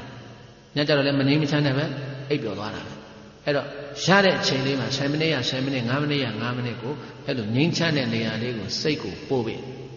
တဲ့ဘုန်းကြီးတို့ရောဆိုတော့ဘုရားကြီးကရုပ်ဤနေရာစိတ်နေရာနှမျိုးရှိရုပ်ဤနေရာထားယုံမှာစိတ်မှာအားမရှိရုပ်ကိုတော့ဘုန်းကြီးတို့အမျိုးမျိုးထားတယ်ဘိုးနဲ့အိမ်နဲ့တိုင်းနဲ့ကားနဲ့စိတ်နဲ့ရွှေနဲ့ငွေနဲ့ရုပ်ကြီးကိုတော့ထားတယ်ပြည့်စုံအောင်ထားတယ်စိတ်ပိုင်းဆိုင်ရာကြအဲ့လိုငြိမ်းချမ်းတဲ့နေရာကိုဘုန်းကြီးတို့စိတ်တွေမပို့နိုင်တော့ဘာဖြစ်လဲစိတ်တွေရောက်ရက်ခတ်လာတယ်စိတ်တွေဘာဖြစ်လာရောက်ရက်ခတ်နေပါတယ်စိတ်တွေရောက်ရက်ခတ်လာတော့ညကြတာဘာဖြစ်လဲအိမ်မပြောဘူးညကြတော့ဘာဖြစ်လဲအိမ်မပြောပါဘူးခင်ဗျာလွန်ခဲ့တဲ့အနှစ်20ကဆေးပညာလောကမှာဒိုင်ယာစီပင်ဆိုတဲ့ဆေးမရှိပါဘူးရှိသလားရှိဘူးဒိုင်ယာစီပင်ဆိုတဲ့ဆေးလုံးဝမရှိလွန်ခဲ့တဲ့အနှစ်20ဝန်းကျင်လား20 30လောက်ကပေါ့လုံးဝမရှိဘူးသူညကြအိပ်ပျော်သွားတာဒီနေ့ခေတ်တော့ဘာဖြစ်လဲလူတွေကစီဝါရေးကမနာမနေတခါလေခိုးပဲအနှစ်20 30ဟာလေကို20 30တိုးပြီးတော့ရှာတော့လူလည်းပန်းတယ်စိတ်လည်းပန်းတယ်ဟုတ်တယ်မလားမှန်ပါပါဗျာအဲ့တော့ပန်းလာတဲ့စိတ်ကိုဘာဖြစ်လဲနွမ်းလာတဲ့စိတ်ကိုဘုရားအာယုတရားအာယုကုသိုလ်အောင်နဲ့မထားဘူးဆိုရင်တော့ဘုန်းကြီးတို့ပြည်တိုင်းအဲ့ဒီစိတ်ကြိုင်ဒုက္ခရောက်ပြီအဲ့ဒီစိတ်ဘာဖြစ်လဲကြိုင်ဒုက္ခရောက်မှာညကြရင်အိမ်မပြောဘူးအိမ်ပြောတော့ဘာဖြစ်လဲအိမ်ဆေးတောက်ရတယ်အိမ်ပြောတော့ဘာဖြစ်လဲအိမ်ဆေးတောက်ရပါတယ်ချို့ကခုံယူပြီးတော့ပြောသေးတယ်ဒီလိုတော့ဘုရားညအိမ်မပြောလို့အိမ်ဆေးတောက်ရတယ်အလဲအိမ်ဆေးတောက်ရတာများခုံယူနေသေးတယ်အဲ့ဒီပုဂ္ဂိုလ်ကအိတ်ရှင်းတောက်ပြီးမှအိတ်တယ်ဆိုတဲ့ကဒီပုဂ္ဂိုလ်ရဲ့စိတ်ကငြိမ်းချမ်းတဲ့ရှိကိုမပို့ဘူးဆိုတာကြိတ်နေသွားပြီဟုတ်လားဘုရားသားမှန်ပါတယ်ဗျာအဲ့တော့ဘုန်းကြီးတို့ဘုရားသားကိုဘုန်းကြီးပြောချင်တာကဒီသမထလုပ်ငန်းဆိုတာဘယ်မှသွားစရာမလိုဘူးကိုယ့်မှာကိုဘုရားရှိခိုးဘုရားကအာယုံကဘုရားရှိခိုးပြီးတဲ့စိတ်ကိုဒုံဒုံချဘာအကြောင်းမခေါင်းနဲ့ထက်မတွေ့နဲ့တချို့ကလည်းပဇာကနာဩဃပဲပြုတ်တယ်ဟဲ့ဘယ်သူရေးပဲပြုတ်တယ်ခေါ်ရလိုက်အောင်လှမ်းអော်သေးတယ်အောက်ကအဲ့ဒီစိတ်မျိုးကမငြိမ်းချမ်းဘူးငြိမ်းချမ်းပါမလားငြိမ်းချမ်းပါဗျာကာယကံဝစီကံမနောကံသဗ္ဗတုရကာသိနာပြည့်စုံဟဲ့သမီးရဲ့နင်းမောင်လေးငယ်ကောင်နှိုးလိုက်အောင်လေးအကြောင်းသားဖို့လို့ရှင်းနိုင်ထွန်းနေပြီလားမသိဘူးဖျားရှိခိုးရနေအောက်ကိုလှမ်းပြီးတော့ဒီစိတ်ကဘယ်လိုဖြစ်တယ်လဲစဉ်းစားကြည့်လားအဲ့တော့ငြိမ်းချမ်းတဲ့နေရာလေးကိုဘုန်းကြီးတို့ပြည့်တိုင်း9မိနစ်ပို့နိုင်9မိနစ်ပဲပို့ပါ10မိနစ်ပို့နိုင်10မိနစ်ပဲပို့ပါဟုတ်လားမှန်ပါပါအဲ့ဒီစိတ်ကိုနေရာပေးဘာကိုနေရာပေးမလဲစိတ်ကိုနေရာပေးရမှာပါဗျာ နေရာမရတဲ့လူဟာရောက်ရက်ခတ်တာပဲနေရာမရတော့လည်းဘာဖြစ်လဲရောက်ရက်ခတ်ပါလေဗျာအေးဒီတိုင်းပဲစိတ်ကိုလည်းနေရာမပေးနိုင်ဘူးဆိုရင်ဒီစိတ်ရောက်ရက်ခတ်လာပြီဆိုရင်ဒိုင်ယာစီပင်နဲ့မိမိတာတော့တာသွားပြီတချမ်းကစားတော့မရဘူးတလုံးဖြစ်လာစိတ်ငြိမ်စေဒီစမ်းစိတ်ငြိမ်စေမဟုတ်ဘူးဘယင်းသားရဲ့မောဟဖုံးသွားတာဘာမှအသိမရှိတော့အဲ့တော့ဘုန်းကြီးတို့ဘယင်းသားပေါင်းတော်ကောင်းတို့ဘုန်းကြီးမေးကျင်တာကဘုန်းကြီးတို့ဘယင်းသားတလုံးကြိုက်ဖြစ်ချင်တာလားအဆင့်ကြိုက်ဖြစ်ချင်တာလားအဆင့်ကြိုက်ဖြစ်ချင်ပါတယ်ဗျာအဆင့်ကြိုက်မှာကြိုက်ဖယ်နဲ့ဆင့်၄ဆင့်ပါဗျာကောင်းပြီ၄ဆင့်ကြိုက်မှာတစ်ဆင့်ပြောက်သွားရင်ကြိုက်ခိုင်းဖုံးလို့ရတာမရပါဘူးဗျာအန်ကြသေးလားမကြပါဘူးဗျာကောင်းပြီအဲ့တော့ငါ၄ဆင့်ကြိုက်တာတစ်ဆင့်ပြောက်သွားတယ်ဆိုရင်အဲ့ဒီတစ်ဆင့်နဲ့သွားဝယ်မယ်တဲ့ရောင်းသလားမရောင်းပါဘူးမရောင်းဘူးဒီတစ်ဆင့်ကသိတန်ဖိုးကြီးတာပဲတစ်ဆင့်ပြောက်သွားရင်ဟို30လည်းပဲပိတ်လို့မရဖွင့်လို့မရကိုလိုကန့်လာကြီးဟုတ်တယ်မလားဘုရားမှန်ပါဗျာအဲ့တော့ဘုန်းကြီးတို့ဘုရားပေါင်းတော်ကောင်းတို့ဘုန်းကြီးပြောချင်တာကမြတ်စွာဘုရားရှင်ကိုရောမြတ်ရဲ့သာသနာတော်ကြီးနဲ့ကြုံနေတဲ့ချိန်ကာလမှာကိုဘဝတစ်ဆင့်ချင်းတစ်ဆင့်ချင်းတစ်ဆင့်ချင်းမြင့်တယ်ပြီးတော့သွားအောင်ဘဝတန်ဖိုးမြင့်သွားအောင်မလုပ်ရမယ်တစ်ဆင့်ချင်းဆင့်ယူရတယ်တစ်ဆင့်ချင်းမလုပ်ရဆင့်ယူရပါတယ်ဒါနဆင့်လိုက်သီလဆင့်လိုက်ဘုရားရှိခိုးပရိစိတ်မေတ္တာဘောပရိပဋ္ဌာန်းယသမထဆင့်ပြီးရင်ဝိပဿနာဆင့်ပြီးပါဆင့်ဝိပဿနာဆင့်ရမှာပါအေးဝိပဿနာဆင့်မဆင့်ဘူးဆိုလို့ရှိရင်တော့ဘုန်းကြီးတို့ပြည်သားရဲ့အဝင်ခွင်ကြဖြစ်ပါမလားမဖြစ်ပါဘူးဗျာအဲ့တော့ဘုန်းကြီးတို့ပြည်သားပေါင်းတော်ကောင်းတို့ဒါနတဲ့လှုပ်ဖူးပြီးပါပြီသီလတဲ့ဥပုသ်ဆောက်ကတော့သွားဖူးပါတယ်ဘုရားရှိခိုးပရိစိတ်မေတ္တာပို့တဲ့လှုပ်ဖူးပါတယ်မလှုပ်ဘူးလားလှုပ်ဖူးပါတယ်ဗျာဝိပဿနာအရေးကြီးတယ်ဝိပဿနာကြိုက်မပြောက်စေနဲ့ဘာကြိုက်မပြောက်စေနဲ့ဝိပဿနာကြိုက်မပြောက်စေပါနဲ့ဗျာဝိပဿနာတစ်ဆင့်ပဲလို့တော့တယ်ဟုတ်တယ်မလားမှန်ပါပါဗျာ၄ဆင့်သူ့အတူအဝင်ခွင်ကြဖြစ်ရင်ရှင်းပြသွားသလိုပဲဒါနသီလသမထဝိပဿနာအဆင့်၄ဆင့်ကိုရှင်းပြအောင်ဆင်းကြပါလို့ဘဝအဆင့်တန်းဘဝရဲ့တန်ဖိုးကိုဒီနေ့ညဘုန်းကြီးတို့ဒါလေးပြောသွားတာဟုတ်လားဘုရားသားမှန်ပါပါဗျာကဲအဲ့တော့ဘုန်းကြီးတို့ဘုရားသားပေါင်းတော်ကောင်းတို့ကိုယ့်အကူကြည့်ပေါ့ငါအိမ်မှာဘယ်အဆင့်ပြောင်းနေလဲငါဘဝမှာဒါနပြောင်းနေရင်ဒါနအဆင့်များဆင့်သီလပြောင်းနေရင်သီလအဆင့်များဆင့်သမထပြောင်းနေရင်သမထအဆင့်များဆင့်ဝိပဿနာကြိုက်ပြောင်းနေရင်လည်းရှားပေါ့ဟုတ်လားဘုရားသားမှန်ပါပါအေးဘုန်းကြီးတို့လူဘဝဆိုတာဉာဏ်နဲ့ဗါတယ်လဲပြောဉာဏ်ပါဗျာရွှေမော်တော်တို့မဟာစေတီတို့ဘုရားတွေရွှေချိုင်ဉာဏ်မစင်ရဘူးလားစင်ရပါတယ်ဗျာဉာဏ်စင်တယ်ဆိုတာအထက်တက်ဖို့လို့ဘာလို့ဖို့လို့လဲထက်တက်ဖို့ပါဗျာဒီတိုင်းပဲလူဘဝရောက်လာတဲ့အခါအောက်သွားတဲ့အထက်တက်ကြောင်းသူတော်ကောင်းတရားတွေလုပ်ဖို့လို့ရောက်လာတာဟုတ်တယ်မဟုတ်လားမှန်ပါပါဗျာအဲ့ဒါတတိမယပဲလေကုသိုလ်ကောင်းမှုတတိမယနဲ့ဘဝဉာဏ်ကိုတစ်စင်းနဲ့စင်းမြင့်တယ်မြင့်အောင်လုပ်ရမှာမလုပ်ဖဲနဲ့တာရည်သမီးစီးပွားရေးတွေနဲ့အချိန်ကုန်မယ်ဆိုရင်တတိကင်းစိတ်ကာမစိတ်များအိယုံစားယုံရှားဖွေယုံနဲ့လူကုန်ခန်းဝသင်္မလာနဲ့ကာမတတ်တဲ့ထိုလုံးကွက်ကကြက်ဖြစ်လဲရဝယ်လဲရ၏ဘဝလူရွာသင်ရောက်ရာတွင်လူမှာလူကျင့်လူအစစ်ကျင့်ပြအပ်သည်သာတဲ့တတိကင်းစိတ်ကာမစိတ်များအိယုံစားယုံရှားဖွေယုံဖြစ်လူပုံခန်းဝသင်မလာနဲ့တဲ့လူပြည်ကိုမလာခဲ့နဲ့ကာမတတ်တဲ့ထိုလုတ်ကွက်ကကြက်ဖြစ်လဲရဝက်လဲရ၏ဒီသားရင်သမီးရဲ့ကိစ္စတွေကိုဘုန်းကြီးတို့ပြည်သက်ကရှေ့တန်းတင်ပြီးတော့ဒါကလူဘဝရောက်တော့မို့ထင်နေတာဘယ်ဟုတ်လိမ့်မလို့ဘုန်းကြီးတို့ပြည်သက်ကြက်ဘဝငှက်ဘဝရောက်တော့ကြက်သားသမီးငှက်သားသမီးရှာမကျွေးခဲ့ရဘူးလားရှာကျွေးခဲ့ရပါတယ်အဲ့ဒါနှိုင်းရှင်ကြည့်လိုက်ပေါ့ကြက်မကြီးကြီးခွေးမကြီးကြီးသူသားသမီးသူရှာကျွေးခဲ့ရတာပဲကြက်ဘဝငှက်ဘဝလောက်တော့ဒီလိုပဲရှာကျွေးခဲ့ရတာလူဘဝရောက်မှဒီသားသမီးရှာကျွေးရတယ်ထင်နေတာဘယ်ဟုတ်လိမ့်မလို့ဒါကြောင့်မို့လို့ဘုမမာဗောဓိမြေဆိုတော်ဘုရားကြီးကကာမတတ်တဲ့ထိုလုံးကွက်ကကြက်ဖြစ်လဲရဝက်လဲရ၏ဘဝလူရွာတင်ရောက်ရာတွင်လူမှလူကျင့်လူအဆက်ကျင့်ပြအပ်သည်လားတဲ့တလူလူတလွတ်လွတ်တဲ့အထက်တဲ့ကြောင်း ကုသိုလ်ကောင်းနေတဲ့ဘဝရှင်းတမ်းမြင့်အောင်ဒါနရှင်းမှာသီလရှင်းမှာသမထရှင်းမှာဝိပဿနာရှင်းမှာခြိုက်မပြောက်ပါသေးနဲ့အရှင်းပြောက်သွားရင်ခြိုက်အံနဲ့ခွင်မတည့်ဘူးဗျာဟုတ်တယ်မဟုတ်လားမှန်လားပါဗျာအဲ့တော့ကိုဘဝကိုဘဝအရှင်းတမ်းမြင့်မြင့်နေသွားဖို့လို့အရေးနှိုးဆော်တန်ပေးတဲ့အနေနဲ့ဒီနေ့ညဟောတဲ့တရားသည်ဘဝကိုဘာနဲ့တန်ဖိုးဖြတ်မှာလဲတဲ့ဘာတရားနဲ့လဲဘဝကိုဘာနဲ့တန်ဖိုးဖြတ်မှာလဲတဲ့ဗျာစကား၃ခုမှတ်ပါတစ်ပရဟိတလုပ်ငန်းတဲ့ပါတယ်လေပရဟိတလုပ်ငန်းပါဗျာနှစ်ကုသိုလ်ကောင်းမှုနဲ့ပါတယ်လေကုသိုလ်ကောင်းမှုပါဗျာသုံးက၄စင်းကြိုက်ဖြစ်ပါစေဘာကြိုက်လဲပရိသတ်၄စင်းကြိုက်ပါဗျာတရားဝဲပြီးလို့ပြန်သွားလမ်းနဲ့ဒကမကြီးတွေတွေ့လို့နှုတ်ဆက်ဟဲ့ညီတို့ဘုရားပြန်လာတရားပွဲကပြန်လာတာအတော့ငါတော့မလိုက်နိုင်ပါဘူးအေးဒီမှာနောက်ပိုင်းမှာကလေးတွေကမရှိတော့ငါကအိမ်ဆောင်နေရတယ်ဩအတော်ကတလုံးကြိုက်ကြီးကိုပြောခဲ့အဲ့ဒီခွာကြီးကိုအဲ့တော့သူလိုက်မေးလဲမယ်ဘာတော့ဟိတလုံးကြိုက်ဆိုတာပြန်ပြောပြတတ်ရမယ်ဟုတ်လားဘုရားသားမှန်လားပါဗျာအတော့တာရည်သမီးရှိပွားရည်တဲ့နေတိုင်းအချိန်ကုန်နေလို့ရှိရင်ဘဝစုပ်ပြတ်တတ်သွားလိမ့်မယ်ဘဝသိုးသွားလိမ့်မယ်ဘဝပြစ်ထုတ်လိုက်ရလိမ့်မယ်ဘဝကြီးကိုလူဘဝရဖို့မလွယ်ဘူးဝေဒနာပရိသလွယ်ပါဘူးဗျာမလွယ်ဘူးအဲ့တော့ရနေတဲ့ရောက်ခဲနိုင်ကြရခဲနိုင်ကြဟောဒီလူဘဝကြီးကိုရနေတဲ့အချိန်ကကာလမှာအတိအရေးကြီးပါလေဘာရေးကြီးလဲအတိအရေးကြီးပါတယ်ဗျာအတိရှိရင်ကုသိုလ်ဖြစ်တယ်ဖြစ်သလားမဖြစ်ဘူးလားဖြစ်ပါတယ်ဗျာပတ်စံမကုန်မဲနဲ့ရတဲ့ကုသိုလ်တွေလည်းအများကြီးယူလို့ရပါတယ်အဲ့တော့တော်ပါပြီအဲ့ဒီနေ့ညအလုံးတရားချစ်ခင်စေကောင်းဝင်တဲ့သူတော်စင်တို့ကိုဘုန်းကြီးတို့ဒါလေးပြောသွားပါတယ်အဲ့တော့ဒီတရားဟောရခြင်းရဲ့အကြောင်းအရာလည်းဘုန်းကြီးပြောခဲ့ပြီးပါပြီဟိုဗီဒီယိုကားလေးထဲမှာ moss ပြောသွားတဲ့စကားလေးတစ်လုံးဟာဘုန်းကြီးနားထဲကမထွက်ဘူးဒီကောင်တစ်လုံးချိုက်ဆိုတော့ဟုတ်ပြီအဲ့ဘုန်းကြီးတို့ဓမ္မကတိကဆိုတာကြားတာမြင်တာအကုန်မှတ်ရတယ်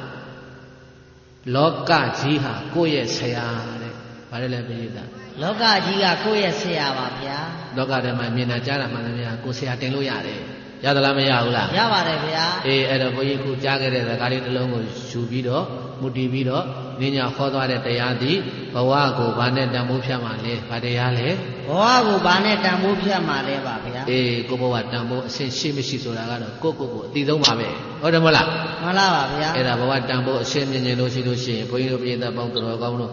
အဲ့ဒါတဆင့်ချင်းသာဆင့်ကြပါလို့ကိုင်းဆိုလိုက်ပါပြည်သက်ရေ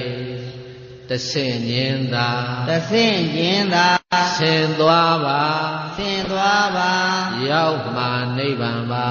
ရောက်မှနိဗ္ဗာန်ပါတဆင့်ချင်းသာတဆင့်ချင်းသာဆင်သွားပါဆင်သွားပါရောက်မှနိဗ္ဗာန်ပါရောက်မှနိဗ္ဗာန်ပါနိဗ္ဗာန်လိုလားနိဗ္ဗာန်လိုလားအမျိုးသားကြိုးစားဆင်ယူပါကြိုးစားဆင်ယူပါနိဗ္ဗာန်လိုလားနိဗ္ဗာန်လိုလားအမျိုးသားကြိုးစားဆင်ယူပါကြိုးစားဆင်ယူပါအေးနိဗ္ဗာန်လိုချင်တဲ့အမျိုးကောင်းသားမျိုးကောင်းသမီးပေါင်းတော်ကောင်းတို့ကိုယ်မှာပျောက်နေတဲ့ခြိုက်ကိုရှာတွေ့အောင်ရှာပြီးတော့ငါမှဒါနပျောက်နေသလားသီလပျောက်နေသလားသမထဝိပဿနာပျောက်နေသလားပျောက်နေတဲ့ခြိုက်ကိုတွေ့အောင်ရှာပြီးတော့ဆင်သွားနိုင်ကြပါစေဆိုတဲ့ဒီရွေချက်ဖြင့်ဒီနေ့မဟာဒုက္ခပိဋကဆွမ်းလောင်းတည်ခြင်းမှာကြီးမှုချမှာအသောဓမ္မသဘင်တရားဝဲမှာဘဝကိုဘာနဲ့တမ်းဖို့ဖြတ်မှာလဲလို့မြင်ပေးထားတဲ့တရားတော်ကိုနာကြတဲ့ဓမ္မသောနာကုသိုလ်ကံစေရနာတရဏဂုံ၃ပါးနဲ့၈ပါးသီလခံယူဆောက်တည်ရတဲ့သီလကုသိုလ်ကံစေရနာထိုမှတပါတရားတော်ကိုပူဇော်သည့်အနေအချင်းဓမ္မပူဇာများကိုစေရနာ၃နှံပြဋ္ဌာန်းပြီးတော့လူသားတဲ့ကုသိုလ်ကံစေရနာဤသို့ပေါင်းအများများစွာသောကုသိုလ်ကံစေရနာပေါင်းကောင်းမှုတို့ကြောင့်မအိုရာမနာရာမတရားဖြစ်တော်မှာအသင်္ကတ္တမြတ်လာစွာသောနိဗ္ဗာန်ရှင်ပြည်မြတ်ကြီးတို့ဒီဒါနဒီသီလဒီဘာဝနာတွေနဲ့လင်မြန်စောစွာရလွယ်ရောက်လဲမျက်မှောက်ပြုလဲနိုင်ကြပါစေကုန်သောရဲ့လို့ပတ္ထနာအောင်စုပြုနိုင်ကြပါစေကုန်တည်းသာဓုသာဓုသာဓုပါဗျာ